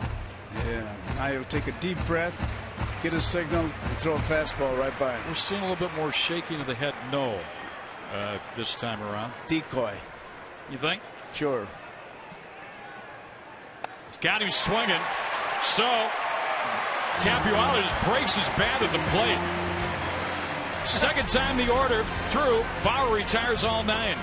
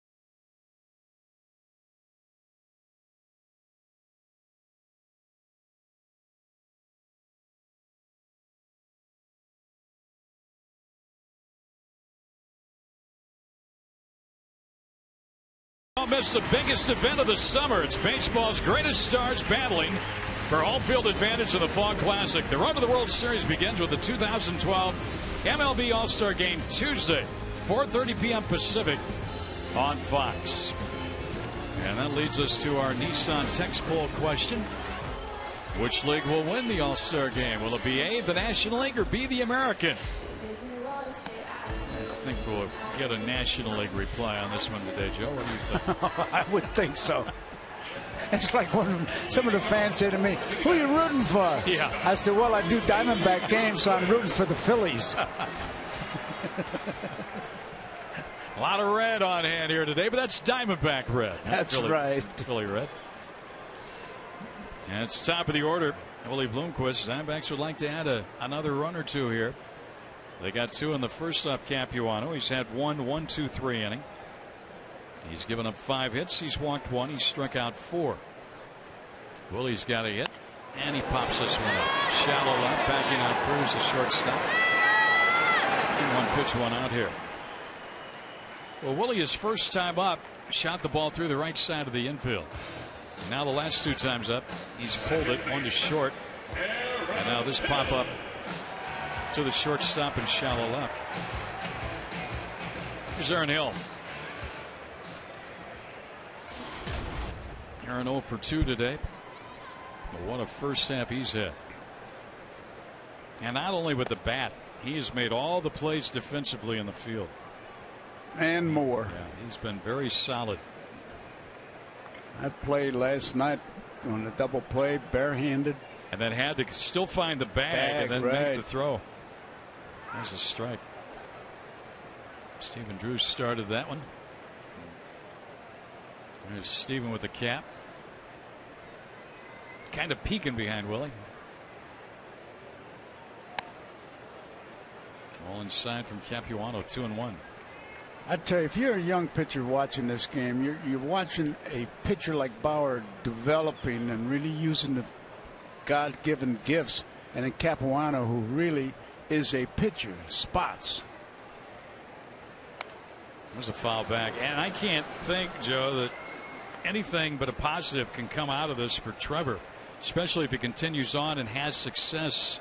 However many innings he pitches today, gaining that confidence and that no wherewithal that he's worked with Montero effectively this afternoon. He's learned his lesson well. Swing and a foul. It's caught by the catcher. Hill's out, number 2. Good strikeout for Capuano. 2 quick outs here in the 5th. Diamondbacks now not really doing a lot against Capuano after they got him for 2 in the 1st. Hey, Greg, I would never criticize you. You know that. But if the opposition catcher holds on to the foul tip, he held on to it. If it's a Diamondback catcher, he caught it. Okay. Okay. So Trainer held on to it. He held on to it. Lucky guy. Here's Upton, who's hit the ball hard twice, 1 for a triple. And look at that base hit. Hard hop over the first baseman's head. Weston's got a nice little stroke going for himself here today. He's swinging the bat. He's not. I told him at the batting cage, I said, you're really swinging it now. He swung a little bit late on that, but got it in the right spot because they were playing him to pull a little bit. When you sweep the bat, I kind of laughed when I said, when you sweep, what do you use it for? A broom, right? You use sweep the broom. But he is swinging the bat. He's going to be a great hitter. That gives Kubel an opportunity here. Strike 1.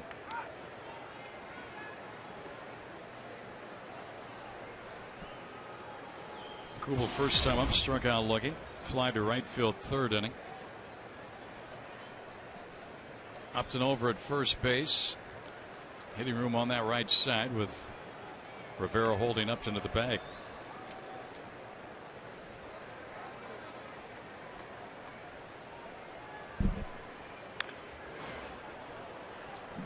The next bobblehead giveaway just a few weeks away, so make sure you're here Saturday, July 28th, with the D-backs take on the Mets. 20,000 fans get the Justin Upton broken bat home run bobblehead, courtesy of Pepsi. Get tickets now by calling 602-514-8400 or visit dbacks.com/tickets.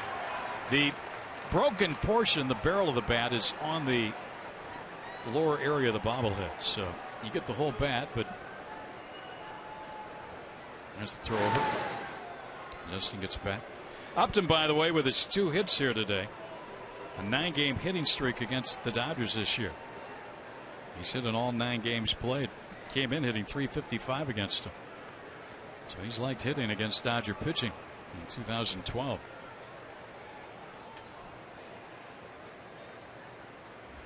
Kubel lays off. Didn't cost him a ball, 2 strikes.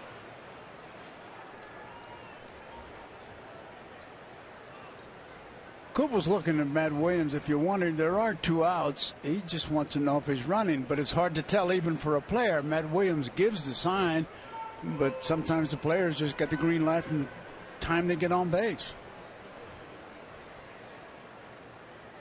Kubel, broken bat, beats it to right. Upton will stop at second as Herrera charges in.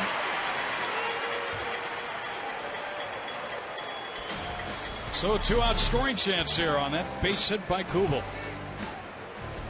I tell you, that fella's a hitting machine, boy. You know, from afar, you knew the guy was a pretty good player. I mean, you saw the numbers he put up in Minnesota. But you watch him play on an everyday basis now, both in the field and at the plate.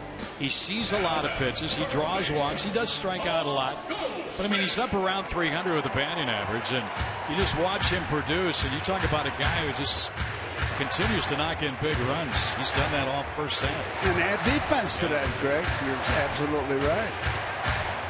He DH'd a lot with Minnesota. Big conference on the mound here. And they got a lot to talk about with Goldschmidt at the plate. They haven't had that many guys together since they split shares of the World Series. Look at it. Everybody's there except the 3 outfielders. They probably want to come in. I tell you what, Jordan Baker is a young-looking kid, isn't he, for an umpire? Yeah. All right, here is Goldschmidt. He has doubled, drove in a run, and he has walked in the game.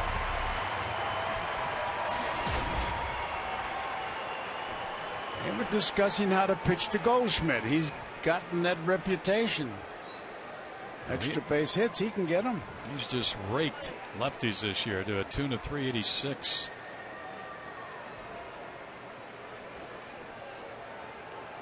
Ooh, boy, he had a pitch to hit. He took a hack at it, but he fouled it back, strike one.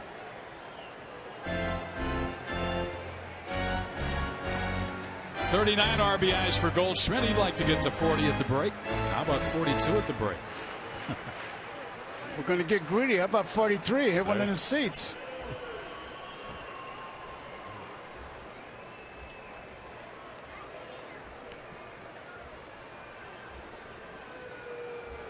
There's a drive. Way back. Deep left center field. Goodbye. Home run Goldschmidt. 5-0 Diamondbacks. What'd you say, Joe? Hit it in the seats. I mean, that ball got out of here. Lickety split. Number 12, RBIs 40, 41, and 42 for Goldschmidt.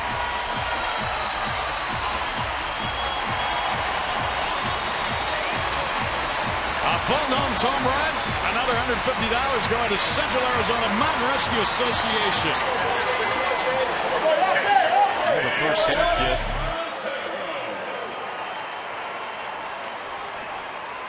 Boy, when he hits them, he hits them.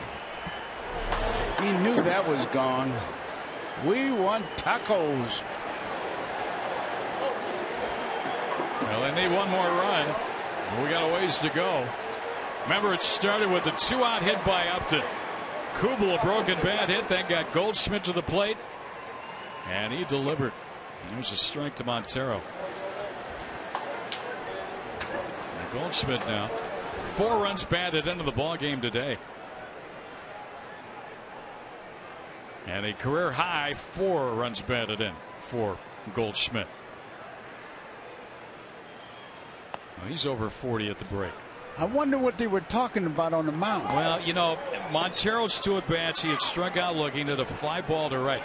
Theoretically, they had a base open.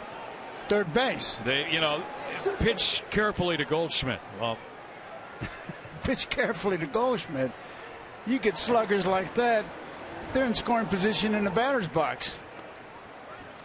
So, whatever the strategy was, or whatever they talked about, it worked for the Diamondbacks because Goldschmidt delivered in a big way. And those 2-out hits, Joe, you know it. Oh. You're catching a pitcher out there who's trying to get out of a jam. He's got 2 outs. It's still a close game. You give up a blast like that, and that can really be a backbreaker. Miggy now back up the middle of base hit.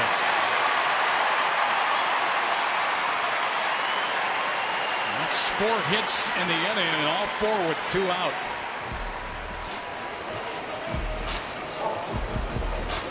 Well, a few days ago, the Diamondbacks probably couldn't wait to get to the break. They were reeling. They lost the first game to the Dodgers. They'd lost the first 4 of this homestand. Now they're thinking, gee, I wish we were playing the Cubs tomorrow. Or the Dodgers again, right? Well, you're thinking it, but you're happy to look at that scoreboard and see all those crooked numbers up there, I'll tell you.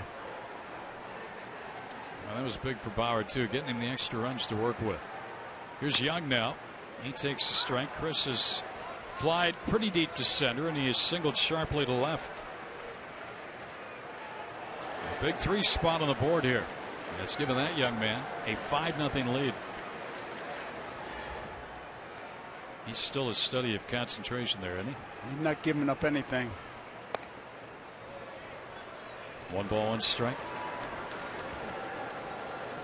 I'll tell you, he struck out 5. I got he's walked one. That's big for him today. And there's 81 pitches thrown by Capuano. He's working. Young in the center. Sends Gwynn back a few steps. Sends under. And makes the catch. But Paul Goldschmidt comes up big. 2 outs. A 3-run homer. A career high 4 runs batted in the ball game. 11-6. Diamondbacks now 5-0 over the Dodgers.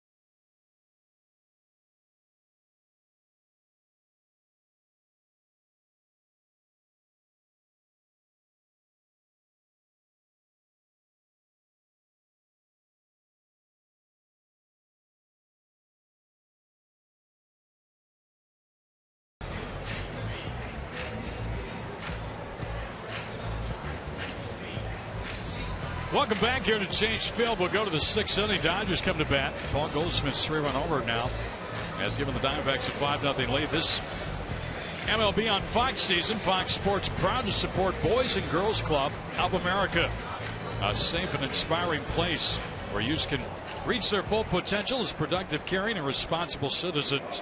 To learn more, please visit greatfutures.org/Fox Sports. Gwynn's going to lead it off, and he had an 11-pitch at bat the last time up. And compare that to Bauer, who made just 12 pitches in the entire 4th inning. So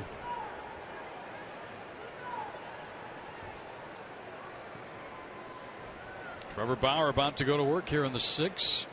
He's already worked a career high 5 innings in this one, and he throws outside ball 1. Bauer now has gone through the lineup twice. The second time, 1 through 9, he retired all 9 in order. So he's working on that streak here. The last man to reach for the Dodgers was Capuano, who led off the 3rd inning with a double and never left second base. 2-0 the count on Gwynn.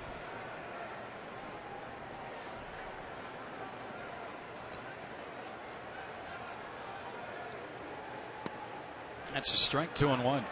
One thing today, too, Joe, when he has fallen behind hitters, he's been able to come back and get a strike, get back into the count. And that was not his big fastball. No. And that's good for him, because they talk about it on the bench, I'll tell you that. Bauer looking for his first big league victory here, trying to get it at home at Chase Field to wrap up the first half of the baseball season. Ground ball, right side. Nice play, Goldschmidt. Throws perfectly to Bauer. Covered. A little bit behind him, but he did a nice job of reaching back. And that's now 10 in a row set down by the youngster. Play Kachenko by signing up at one of the 16 interactive kiosks right here at Chase Field during any Arizona Diamondbacks regular season home game. Now your bullpen is active. Javi Guerra, fresh off the DL, has pitched once against the Diamondbacks since coming off. Well, there's Goldschmidt again, making all the plays down at first base. Strike 1 here to Mark Ellis. With Hall of Famer Joe Garagiola, I'm Greg Schulte here at Chase Field. Diamondbacks with a win here today would pull to within a game of 500. Here's a foul by Ellis, strike 2. That always feels good, especially if he bought a ticket to the dance. Right off his ankle. Whoa.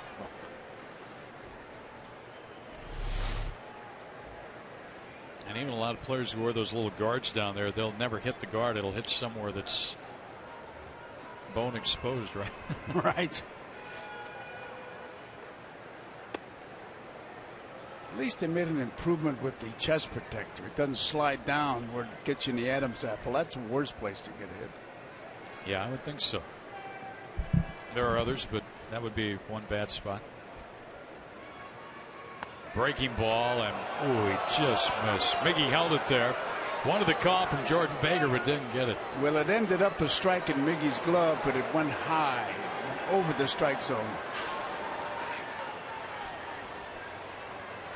We say it all the time. We think the umpire got fooled. Do they get fooled, Joe?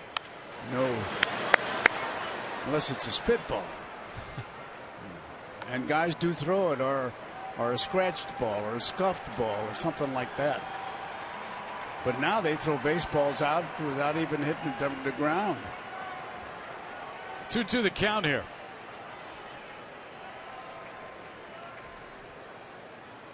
Swing and a miss.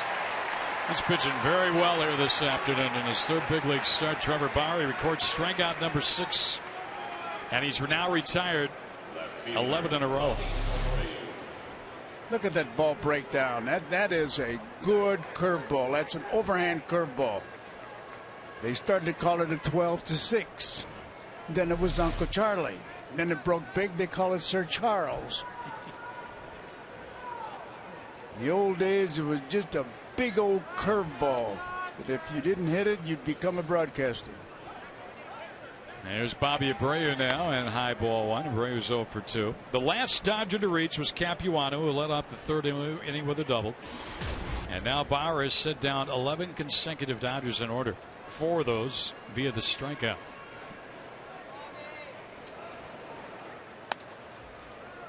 Falls behind Abreu 2-0.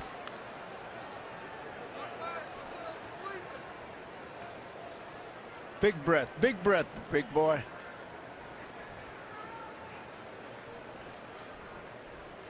He's cool. He is in control of himself, and that's important. That's a ground ball down to first. He'll end this inning with less than 100 pitches through 6 as he retires a side one more time in order. We'll go to the bottom of the 6th, 5-0 D-backs.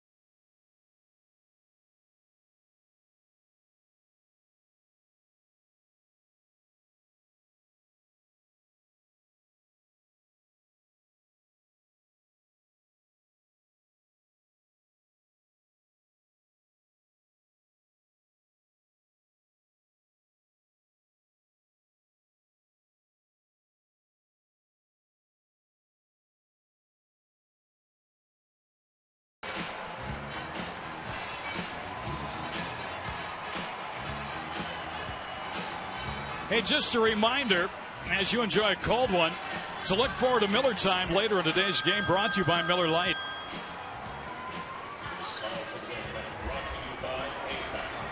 Diamondback pitching coach Charles Nagy with Trevor Bauer, and a nice smile on the face of Trevor Bauer. His afternoon is going to come to an end here, as his spot is due to bat second in the inning, and Jeff Blum is out there. So Bauer in line to get his first big league victory, Joe, and he pitched a heck of a game. He retired the last dozen Dodgers to go to the plate.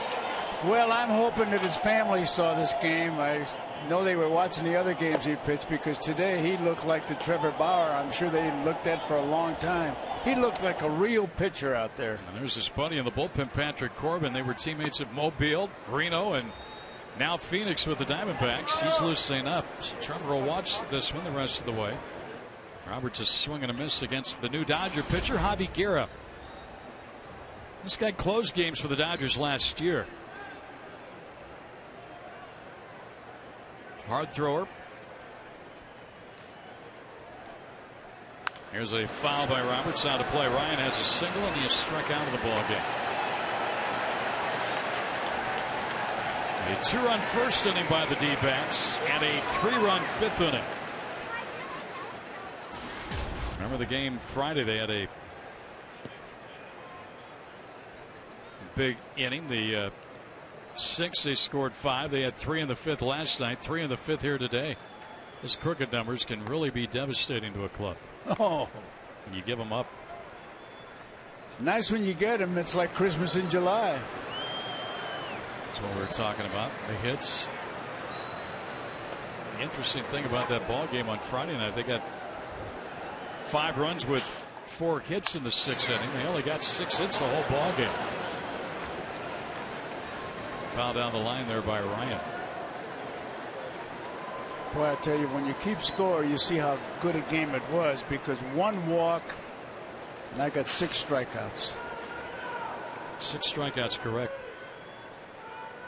He gave up 2 hits, leadoff doubles to Rivera in the 2nd, talking about Bauer, and a leadoff double by Capuano in the 3rd. The walk was to Cruz on a 3-2 pitch with 2 outs in the 2nd inning. And that was the only inning where the Dodgers got 2 base runners against Bauer. He's right next to last night's winner, Trevor Cahill. Swing and a miss. Roberts down on strikes, 1 out. Bauer ended up throwing 96 pitches in the ball game. And if you want to look at it inning by inning, 24 in the 2nd. In that 3rd inning, he threw 18 pitches, but 11 of those were to 1 hitter, Tony Gwynn. He followed up, Joe. Very nice numbers, 12, 16, and 13 over the 4th, 5th, and 6th. That's major league pitching. Major league pitching. I know you'd be pumped up for this ball game. Oh, Bauer pitching, your first chance here watching the game and getting the monitors to look at also. Right on top of everything. And he didn't disappoint you, did he? No, he did not. I was kind of rooting for him. Could not be objective because he was put under undue pressure. Jeff Blum played last night in the ball game at 3rd base and contributed a hit and a run scored. You'll look at a strike from Guerra. Boy, the catcher trainer was way over inside. I don't blame Blum. Oh, look, I was inside, but umpire strike zone.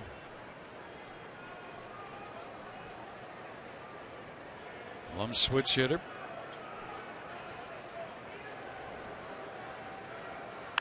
High fly ball. Right center field.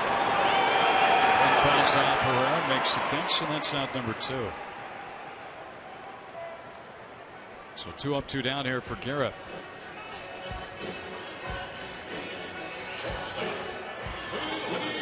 And now Willie Bloomquist, who's 1 for 3. Willie got the Diamondbacks off and running in the very first inning with a single and ended up scoring a run. 1 for 3. Willie's been a very valuable player to the Diamondbacks. Shortstop, 3rd base, wherever they want to play him, just stick him in the lineup. Well, coming into this at bat, he's had 260 at bats, scored 40 runs.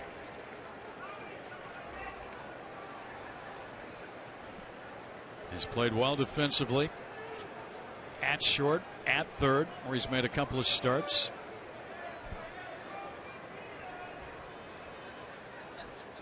He's also a pretty good outfielder. He hits one sharply to the right side, and this field zone throws him out.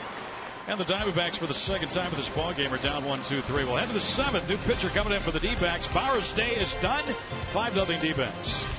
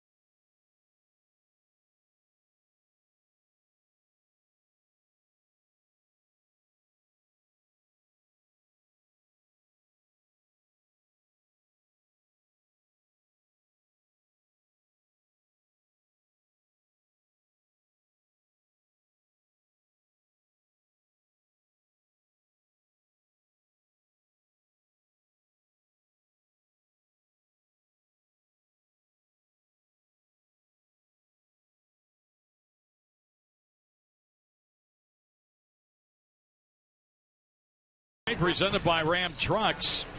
Trevor Bauer in this ball game got this strikeout of Matt Trainer. Looking in the second inning.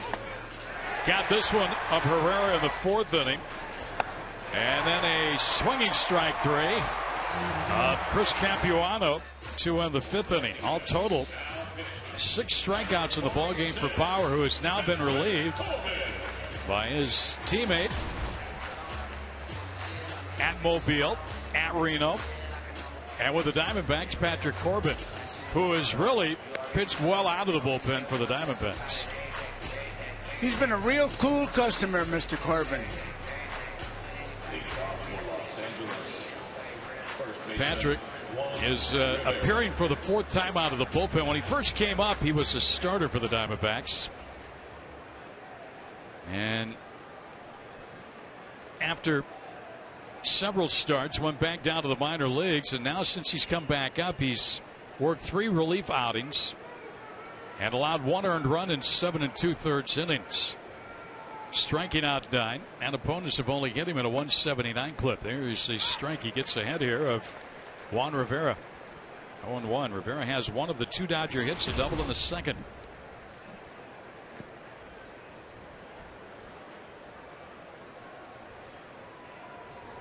In on Rivera, who got out of the way at 92 miles per hour. That's one you probably don't want to get hit by. No, and that's a pitch inside. Moved him around. They talk about moving his feet. You move your whole body when it's coming at you. That pitch is for effect. The 1-1 pitch. Ground ball back to the mound. Corbin, a very good outlet. Makes the play. Throws him out, 1 down.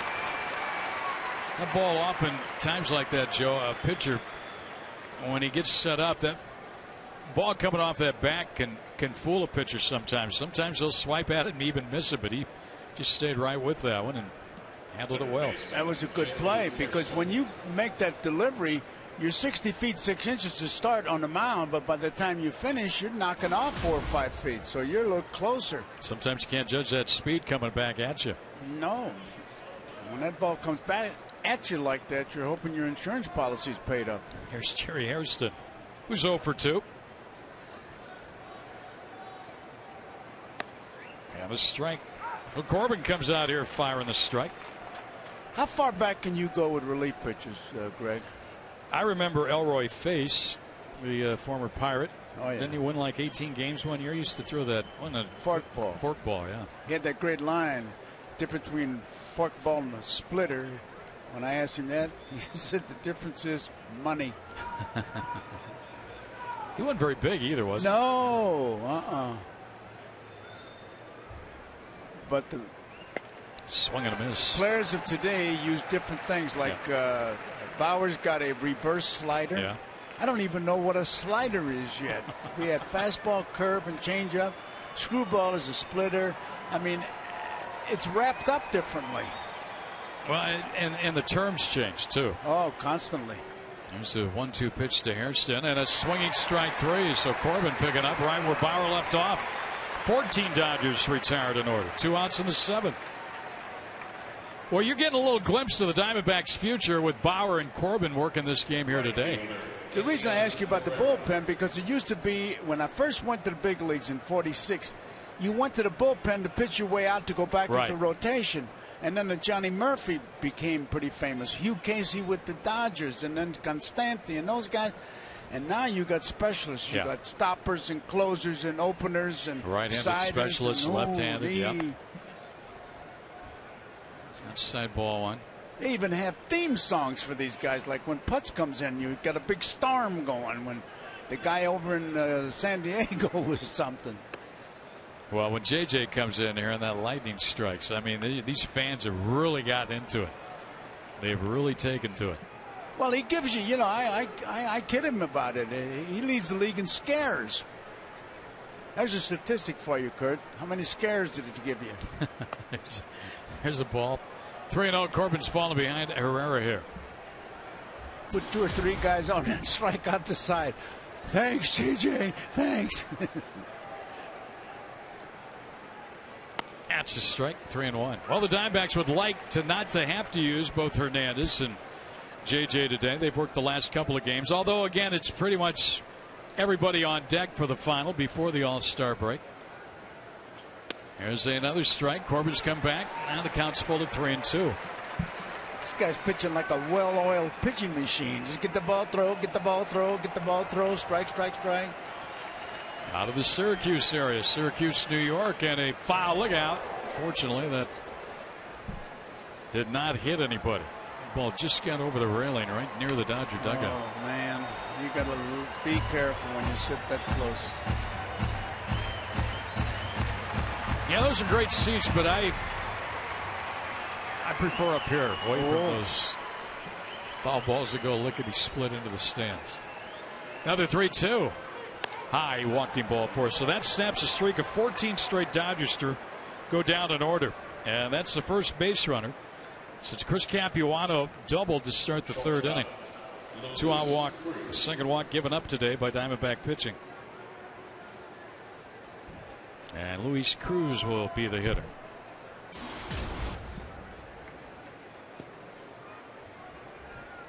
Dodgers just recently, right as this series started with the Diamondbacks, had placed D. Gordon on the DL. There's a check swing, or did he? And he checked up, ball 1. Huh. I thought he'd call that a strike, but I guess he stopped in time. Cruz, 28 years old. He's now playing with his 3rd major league team. There's D. Gordon. Without the cap, he looks just like his daddy, doesn't he? Flash Gordon, Tom. 1 ball, 1 strike. Tom pitched briefly with the Diamondbacks a few years back.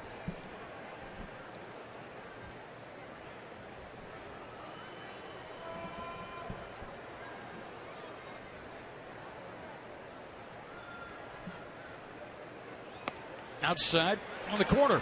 1-2 from Corbin. Our Nissan text poll question. Here's how you're voting. 88% say the National League will win. Beat the American League. And probably coming in the American League, they're probably going the other way. Now the split cities like New York and Chicago, maybe it's different.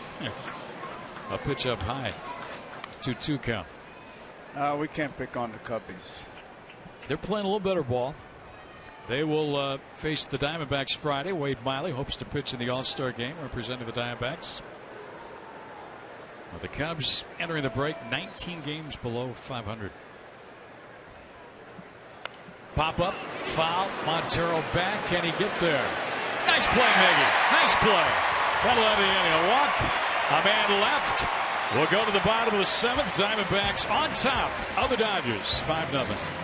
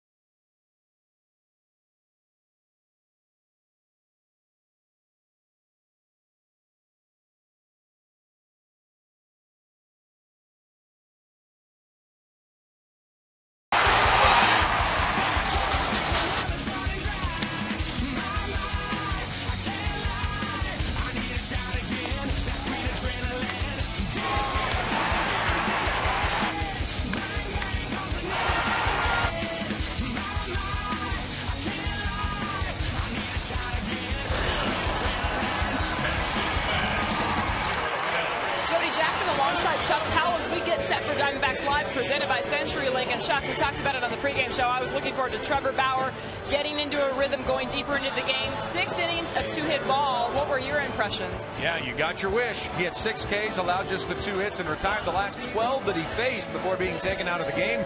Corbin comes in. He shuts down the Dodgers for an inning. If this is the glimpse of the future looks pretty bright. Very impressive. We'll look forward to talking to you, Greg and Joe, after the game. See you then.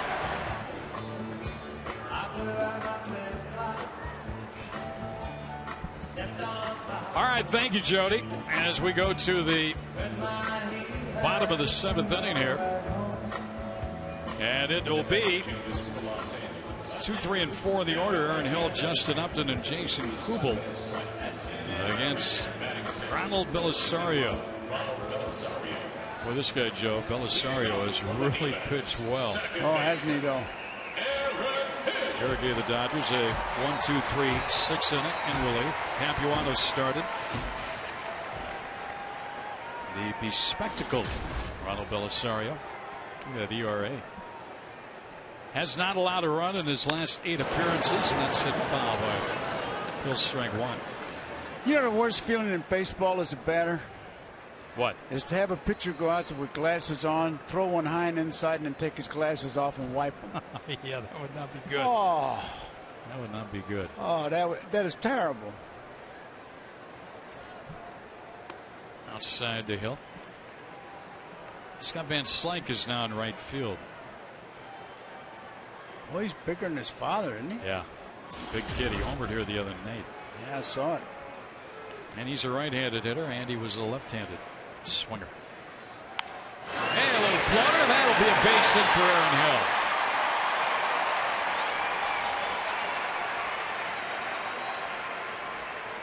That's the first base runner allowed by Belisario in his last 5 games. That's how good he's been pitching.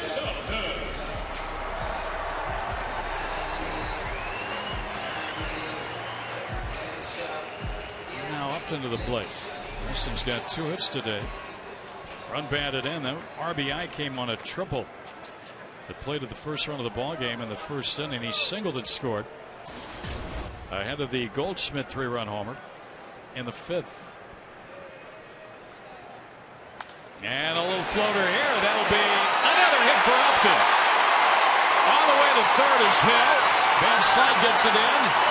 Justin now is a home run from the cycle with a triple single and 2-bagger.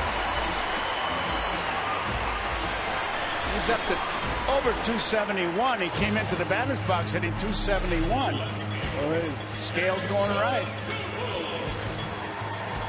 And again, he's hit really well against the Dodgers this year. 9-game hitting streak. In this series, he is 7 for 15 against the Dodgers. Well, if his bat continues this way over the second half. It'll be hot time in the old town tonight. I tell you, he's really putting that bat on the ball well. As you can say the same thing about Kubel. Dodger infield is pulled in here. The pitch. Kubel takes a strike from Belisario. All the Dodgers bunched in. Hairston at third, Cruz at short, Mark Ellis at second, Rivera at first, although Rivera's cheat back a little bit with Kubel, a left-handed batter. Missed inside. 2-1. Joe, the guy on deck for the Diamondbacks, has already had a great day. Goldschmidt. Oh, what a pleasant surprise he's been all year. Outside, 3-1. Well, one wide one here. Is Belisario okay there? Well, this one we were talking about a little bit earlier. The Diamondbacks, after the All-Star break, 37 games against the National League West. And look at that, 39 games with teams over 500. Here's ball 4 to load them up for Goldschmidt.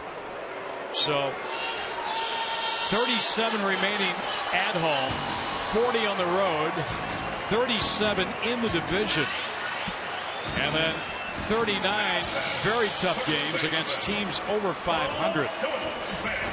There's 77 remaining after today. So it's a long road, and it'll be a tough road for the Diamondbacks to climb, but they're finishing this first half strong. And here's Goldschmidt with the bases full. The infield pulled in. He already has set a career high with 4 runs batted into this ballgame. How'd you like to be an infielder with Goldschmidt hitting and have the manager motion you to come in and play in? And that's what they're up against.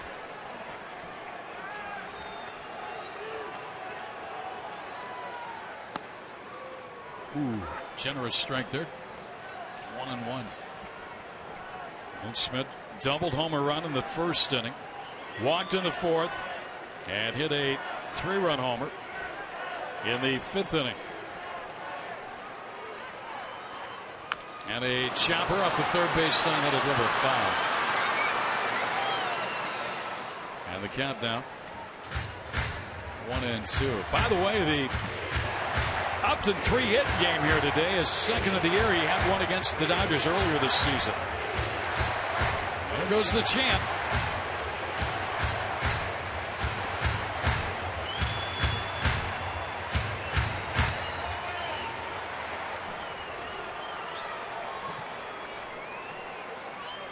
Goldschmidt will have to battle Belisario here. He's down to the count. Swing and a miss. Strike him out. That ball was really alive.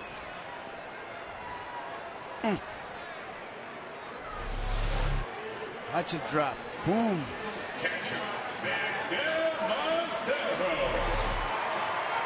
Montero to the plate now. Miggy's got a hit today. He's 1 for 3. Now the Dodger middle infielders will drop back double play depth with 1 out. They keep the first baseman and third baseman about even with the bag, but Cruz and Ellis drop back at short and second. Ball 1 inside on Montero. Belisario wants a new baseball. 11 Diamondback hits here today, Joe. That's good to see. That is good to see. That's something I'll never understand. A pitcher strikes out the hitter Goldschmidt and then makes a pitch inside. Now he wants a new ball. It only means one thing: a lot of pollution between home plate and the pitcher's mound. Montero to the gap. That's a base hit. Wade cuts it off. Diamondbacks are going to get a pair. Montero stays at first, 2-run single, and the lead goes to 7-0. Boy, just a nice, easy swing there by Miggy, taking that ball the other way. I tell you, he's been doing that a lot. And any base hit that a catcher gets to knock in runs like that is really a bonus. He just used the whole, the entire field.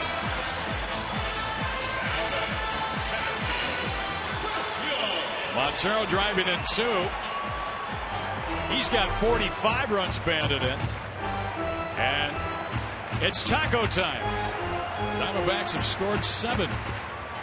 So they can thank that young man. Miguel Montero going to celebrate a birthday tomorrow, number 29. And he's got a 2-hit game here today. They ought to send him a bunch of tacos for his birthday. Somebody may just do that. There's Chris Young. First and third. And that chopper foul. Fielding play there by the All-Star, Wade Miley. Just what he always wanted, a baseball. What? Hello, Wade. Boy, is he in for a fun time, huh, in Kansas City?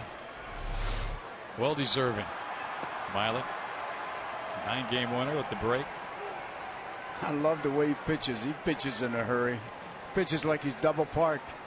Miguel Montero actually had to go out to him 2 starts ago and tell him to shake off a sign just to give the other team something to think about, because he refuses to do it. He just grabs the ball and throw it. There's a ground ball fouled in by Chris Young. That's the way you played ball. Good old country hardball. We were talking to Miley walking in last week in Milwaukee. We got off the bus and he said, I'm scared to shake him off. He said, he's calling the pitches. He knows what to do. And he said, I'm just going to throw what he puts down. Well, there are a lot of smiles in that dugout right now. Diamondbacks a few days ago weren't doing that. Swing and a miss. And Young down on strikes for out number 2. Joe, you stop and you go back after the first game of this series. The Diamondbacks were beaten 4-1 by the Dodgers. They lost 6 straight. They trailed 2-0 going into the 6th inning. Game 2, they got 5. They won 5-3. They won 5-3 last night. But the difference being, had they lost that second game of the series, they'd have been 8 back. I know. And the losing streak would have hit 7. And, you just, now all of a sudden, with a win here today, and they're up 7-0, they could pull to within 4 at the break. You got to look at the 500 mark because you got that much time. And it's the cliche, but it's true. One day at a time. And they're trying to get to within a game of 500. They've been 2 over. But they're trying to get back to the 500 mark, which they could do starting the second half. They won't get there today, but yeah, but they're going right. They're going the right direction. Right direction, and they're going to be with their families for a couple days. They'll have a few days to spend at home before taking off. Just missed 1 and 2 now to Ryan Roberts, who's got a hit today, 1 for 3.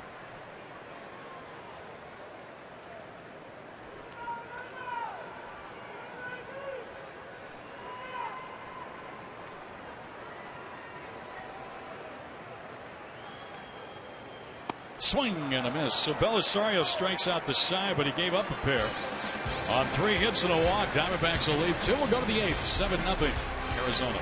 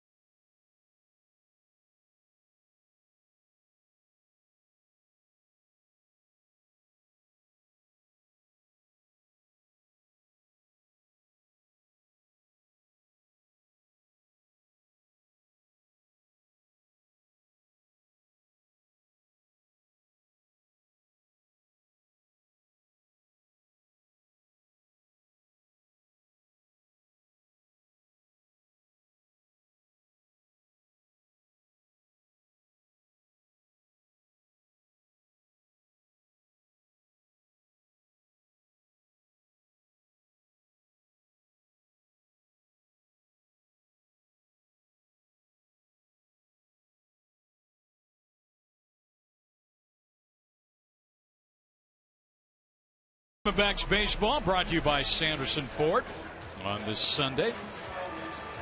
He put his glove in a bag there. Taking good care of it. That's what you have to do. You got a new glove, take care of it. He's got a Rawlings glove there, it looked like. Don't really need the rally cap right now, but the point well taken.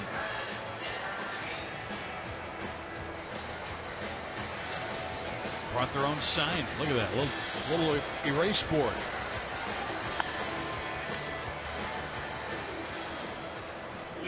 Something just tasted good.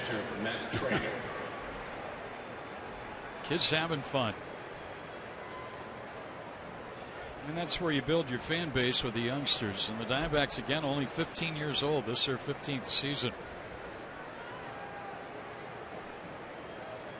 New in the eyes of what Major League Baseball has had over the years, Joe, and the turn of the centuries. Cincinnati Red Stockings, the first ever team, correct?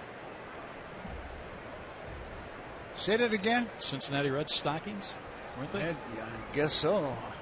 You looked at me like I played with them. No. 2-0 the counter on Matt Trainer. I was on a disabled list. Corbin walked one in his first inning to work with a strikeout. Dodgers have had only one base runner since the double by Capuano leading off the third inning. Bauer sit down the last 12 he faced. And 15 of the last 16 have gone down in order. Trainer outside 3-1. It'll be Trainer and then Van Slyke, who's in the pitcher's spot.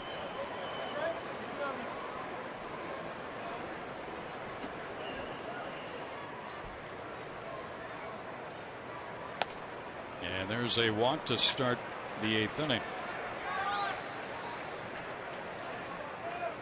Well, we gave you AT&T trivia earlier. The question: three youngest players to be selected to the All-Star game all time. I was going to guess Stock Gooden, Bob Feller, Bryce Harper, named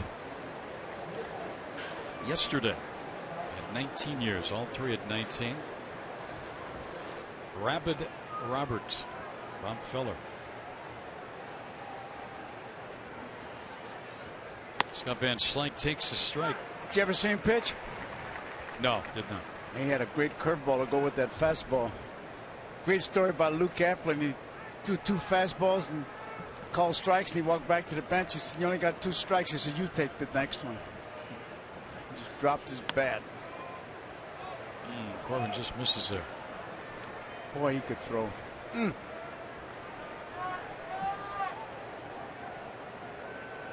Bob Feller. That whole pitching staff: Bob Lemon, Garcia, early win. There's a little floater first base side. Goldschmidt back, and he makes the catch. I knew he would. And Goldschmidt retires Van Slyke, first out here in the Dodger eighth inning.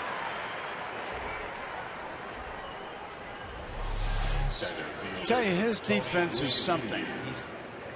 Anything that stays in that air, it seems to be catchable for him. You know, again, he came up during the drive last year and was very productive. Got off to kind of a slow start here. He had to make some adjustments because the pitchers were adjusting to him. And the numbers he's put up here through the first 85 games of the season for the Diamondbacks been terrific. They are. And his defense, as you pointed out, Joe, has just gotten better and better. And he keeps working at it. I'll tell you, he's really a hard worker. Tony Gwynn over 3 in the ball game. The Dodger leadoff hitter. They're not holding Trainer at first. Corbin's pitch is a strike, 1-1.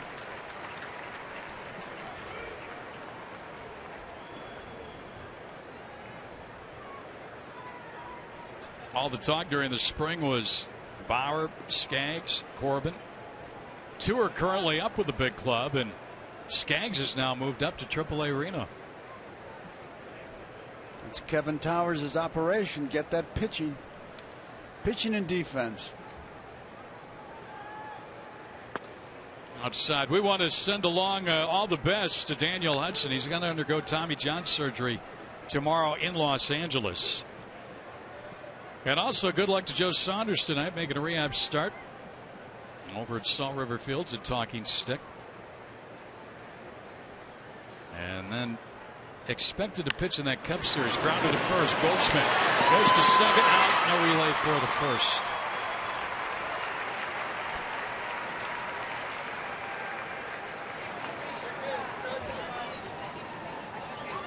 Heading the road, take Fox Sports Arizona's coverage of the Diamondbacks with you this season. Subscribe to MLB.tv today to see every Diamondbacks out of market game live online and on your favorite devices in HD quality.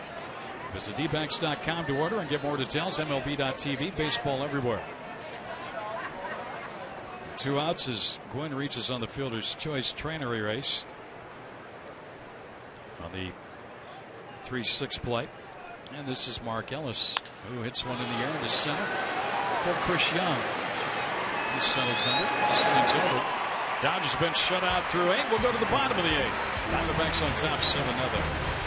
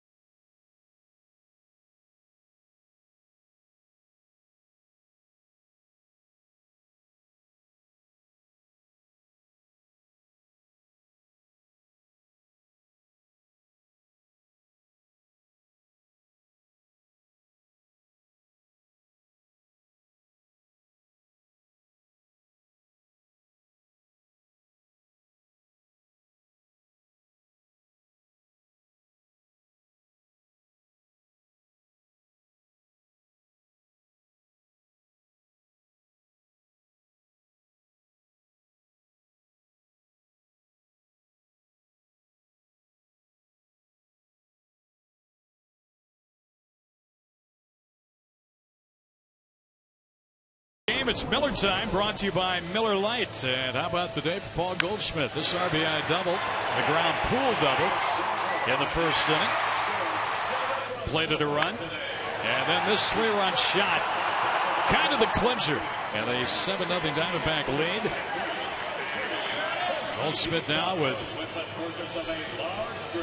12 home runs and 42 runs batting. Kubel leading with 60, but that's a pretty good foursome right there, Joe. That's a lot of RBIs by your 4, 5, and 6 hitters, and then Hill, who's been all over, but really productive in that 2 spot. That is very impressive. That's quite a picture, I'll tell you that. And Upton's bat now just starting to pick up. Yeah. So 42. 60 for Kubel, though. That's great. It really is.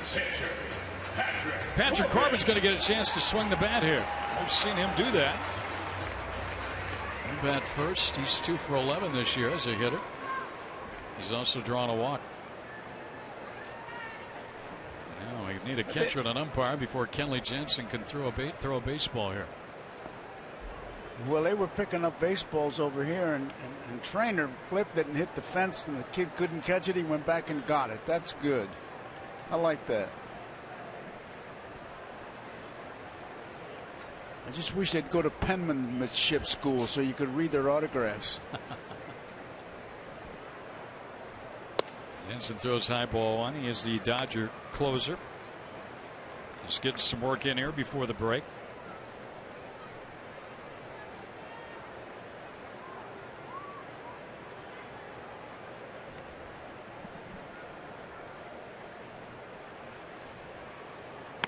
That's a strike. Big kid Jansen, a former catcher turned pitcher. That happens a lot, doesn't it? Diamondbacks had a player like that at the outset, Felix Rodriguez. Our thrower, originally a catcher. When he became a professional athlete, that ball whistles foul back into the seats, but fortunately it hit an empty seat. And it bounced into the air, and everybody's okay, I believe. The little guy's going to get a baseball. How about that? That's what it's all about. You know, I think Friday night he gave a baseball to a little girl. The same gentleman? I think so. Good for him.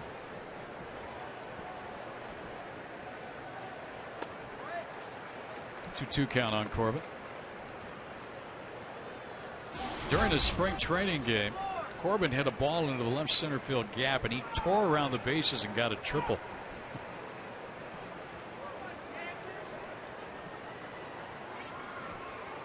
He's worked 2 innings in relief of Trevor Bauer, who's in line to get his first big league win here today. Bauer worked 6 shutout innings, swing and a miss. A strikeout. Everyday heroes around us. You can nominate a person or an organization that's inspired you with their acts of selflessness in our community. To submit their name, visit valleychevy.com and facebook.com/valleychevy. Winners will be chosen to appear on the Diamondbacks live pregame show. It's Everyday Hero, presented by your Valley Chevy dealers. That's a good promotion. Yes, I like that one. I mean, we got a lot of good people in this whole area, not just Phoenix, the whole area. Good people. 1 out for Jansen now in the 8th, and here's Bloomquist. Well, he's 1 for 4 today. A swing and a miss, but that hit came at the right time. He led off the bottom of the first inning with a single, and the Diamondbacks went on to get 2 in the first inning, and they've never looked back in this ballgame. They've out-hit the Dodgers 12-2.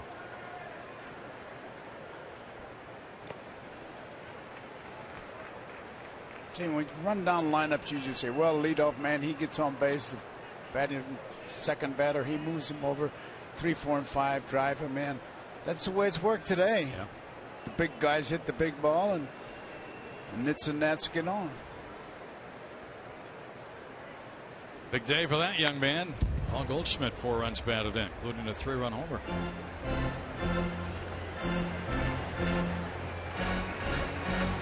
Destin Upton, just a home run shy of the cycle. He may still have a chance to bat. The Diamondbacks get a base runner. He's tripled, singled, and doubled. And he just keeps doing it. Jason Kubel on base twice with a single and a walk. A run scored today, no run batted in, but his teammates helped him out with the RBIs today. Take a little pressure off him. Count's going to 2-2 on Willie.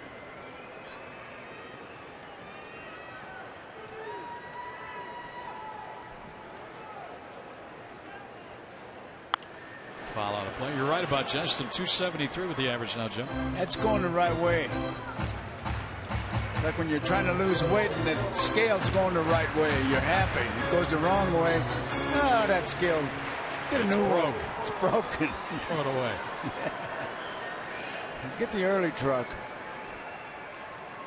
273. There it is. Swing and a miss. Bloomquist down on strikes, so Jansen has struck out the first 2 he's faced in the 8th. And here's Aaron Hill. Second baseman. He foul tipped that one, but Trainer held on to it. Okay. Held on. Held on. Not caught. He held on. That's right. Diamondbacks catch him. Other guys hold on.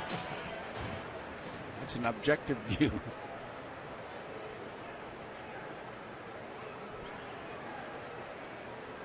One for 4 Hill today.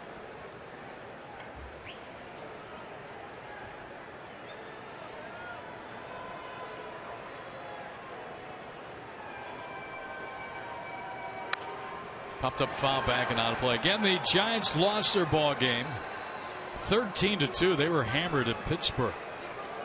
Tim Lincecum again. He gave up 6 of those runs.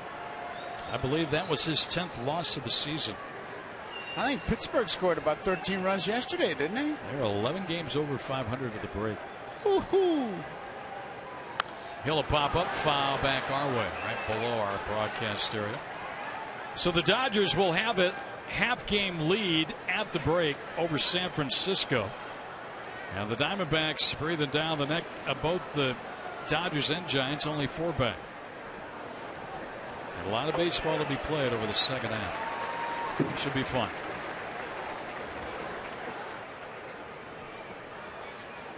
There's a pitch outside. We mentioned Pittsburgh, Joe, 11 over 500. Last time they were 10 games or more over 500, 1992, which was the last time in a season they had finished above 500, period. So it's been 20 years for the Pirates. Are you finished? I'm finished. I'm finished. Okay. They've been a good story in the first half. They have. They really have. Those are good stats. That's a good city, too. They got some good players. They've had good players. Never forget 1960 when Mazeroski hit that home run. Had the worst seat in the ballpark. We were in the 3rd tier, right over the men's toilet. Here's the 2-2, and he'll pop up. This one will be caught. Shallow center. Cruz, a shortstop, has it. We'll head to the 9th. Diamondbacks 3 outs away from a victory. They lead at 7-0.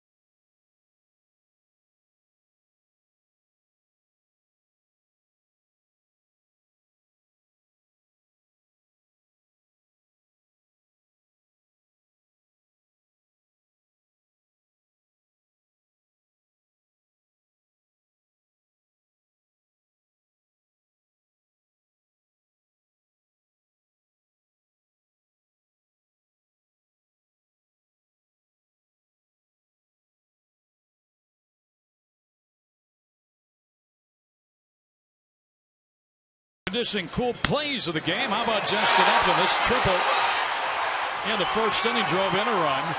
He later scored on a double by Goldschmidt. This was a single that started a 3-run rally in the 5th. Goldschmidt a 3-run over there, and then this double set up a couple of runs driven in by Montero in the 7th inning. So 3 for 3 for Upton today. 3 runs scored. And Joe, that's what he has done in this series. 7 for 15. He continues to pound the Dodgers. He's hitting all 9 games played against LA this year. And he's not satisfied. He was in that batting cage early, hitting for a long time. He's a winner. There we go into the 9th. For the Dodgers, it's going to be Abreu, Rivera, and then Hairston. 2 Dodger hits, a double by Rivera, which led off the 2nd inning, and a double by the pitcher Capuano, which led off the 3rd inning. Both off Bauer. Ball went down low from Patrick Corbin, who is in his 3rd inning of work now in relief.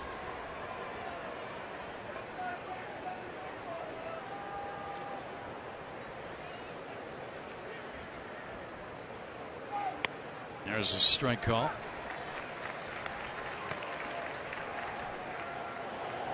Just in case, Craig Breslow is up. The southpaw loosening the Diamondback bullpen. Diamondbacks have tossed 5 shutouts this year. Swing at a foul. This would be a combined shutout if Corbin can close the door.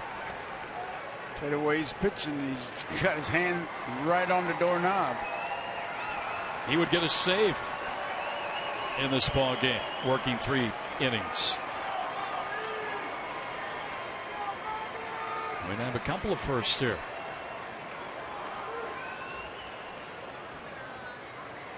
There's a shot to left, a base hit. First Dodger hit since the third, and it belongs to Abreu leading off the ninth.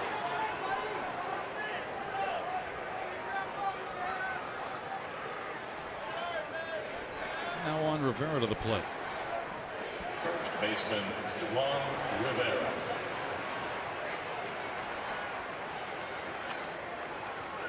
Well, earlier this season, the Diamondbacks could not beat lefties. If they hang on and win this ball game, and again it's a 7-0 score, they would be 8-2 in their last 10 starts against left-handed pitching. They beat Kershaw in this series, and that really kind of set up the Diamondbacks over the next couple of days. I mean, you beat their best. Billingsley last night, a swing and a miss by Rivera, strike 2.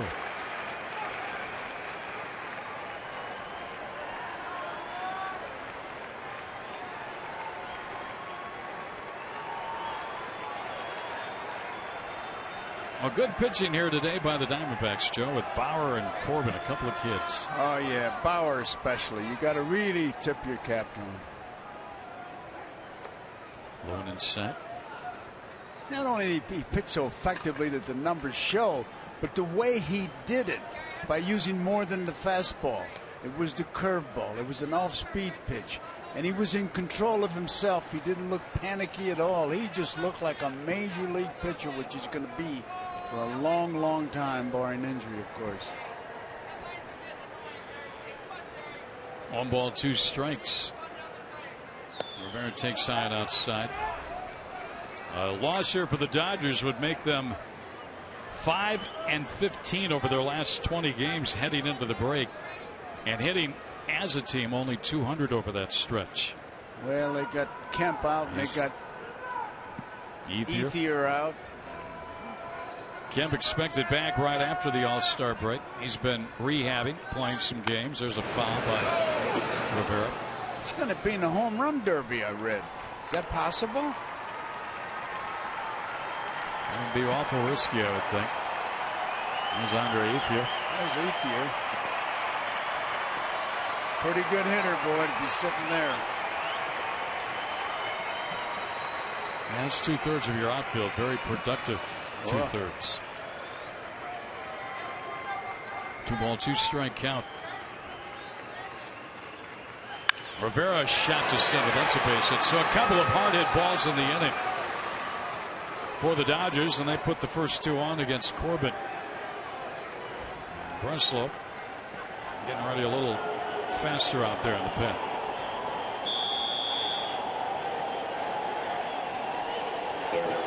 Now Jerry Houston. Somebody else going to get up also. I wonder how many times over the course of 15 years Glenn Sherlock has answered that phone down there. Well, if we ever got any wrong numbers. And the phone rings. Hello, can I speak to John?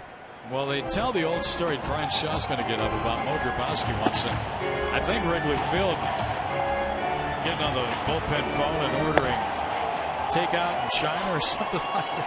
I don't remember that one.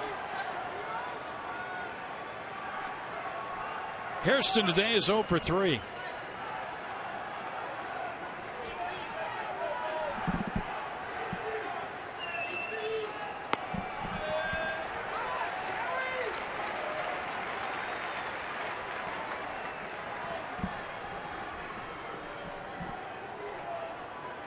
How about a double play here, Joe? We haven't seen one of those yet today. No. Let's see. Let's figure on a 6-4-3. All right. A little bleeder. Just over the head of Bloomquist, and the bases are going to be loaded. And the Dodgers not done just yet, are they? Nobody out, and they've got them full here. Bloomquist really gives it a good try. Almost had it, just tipped it a little bit. He doesn't give up on anything. And Charles Nagy out now. Looks like Juan Uribe has grabbed a bat. He's going to bat for Jansen. This is a pitcher's spot due up. So the Dodgers had been held hitless since the leadoff double by Capuano in the 3rd inning. They'd received 2 walks over that stretch up until the 9th. But in this inning, a solid single by Abreu to left. Rivera followed with a single to center. And now a blue pit to center field by Hairston. They've loaded him up. Nobody out. The Diamondbacks 7-0 lead. And Uribe at the plate.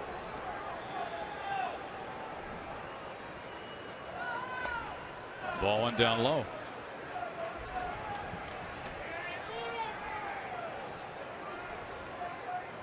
Breslow now has stopped throwing, and it's just Shaw in the bullpen.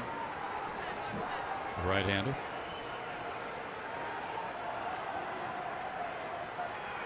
A little floater foul, backing out of play by Uribe. Well, if they get a run here, they get a run, but right now Corbin and the Diamondbacks need an out. I think you'd be willing to give him a run for an out right here. Bray Rivera Hairston, ball singled here against Corbin in the 9th.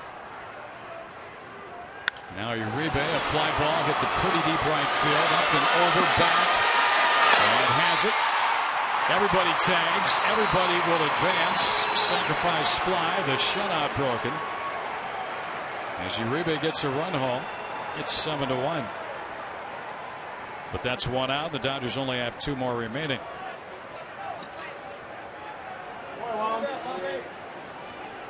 Shortstop, Luis Cruz. Even Hairston tagged up there at first base in advance. Abreu came in to score. Rivera advanced to 3rd. Hairston's at 2nd.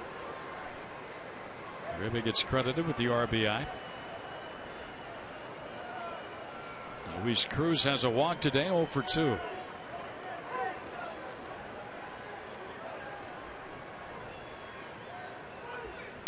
And a foul out of play, strike 1. Kirk Gibson sticking with his young lefty here in relief.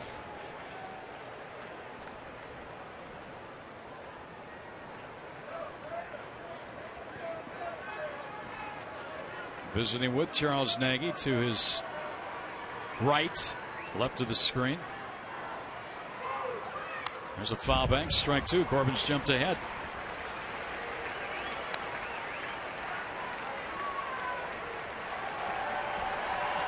And the fans get with him, Joe. They want to see this thing end.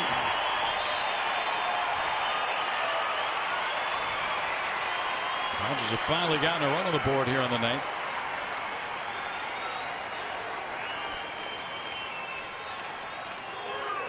Swing and a foul back by Cruz.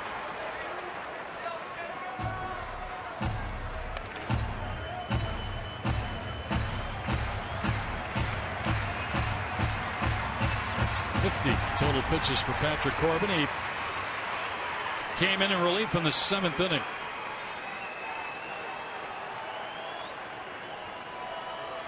He's got 1 out. One is scored for the Dodgers here on the 9th. Cruz now gets out of the way of a ball inside.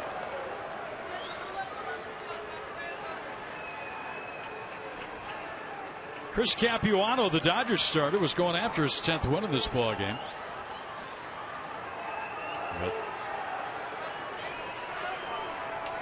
The Diamondbacks knocked him around a bit. There's a pitch outside, 2-2.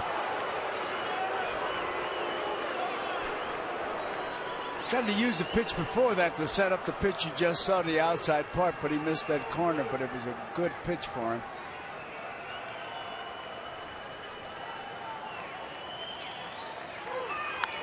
Popped up. That will get out of play.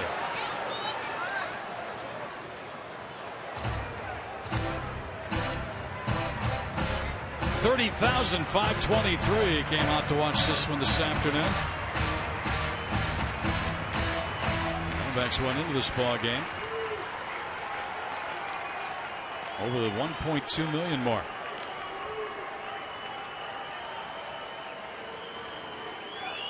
2-2 pitch, and Cruz a pop fly behind second base area. Hill out, makes the catch. Rivera stays at third. 2 outs here in the ninth.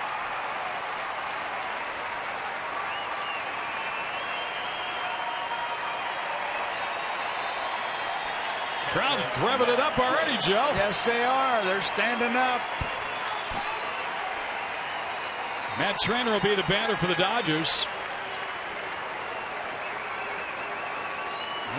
After losing game 1 of this series, seeing their losing streak overall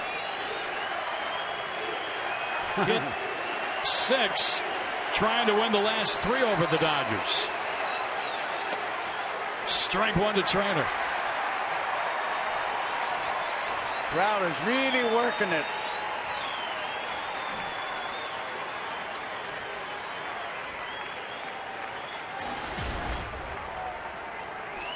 Trainer's 2 strikeouts with the walk. Yes. Strike 2. And he has some words for home plate umpire Jordan Baker.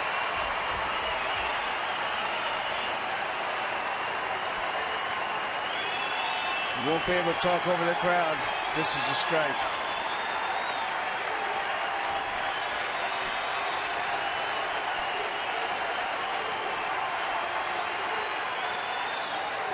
Almost hit it. Just inside.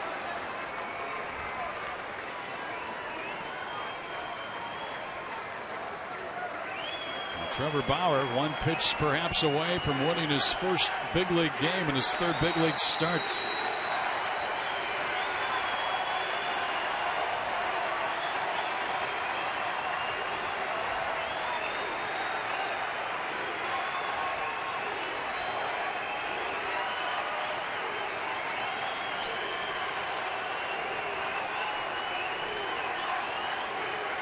Swing and a miss, got him.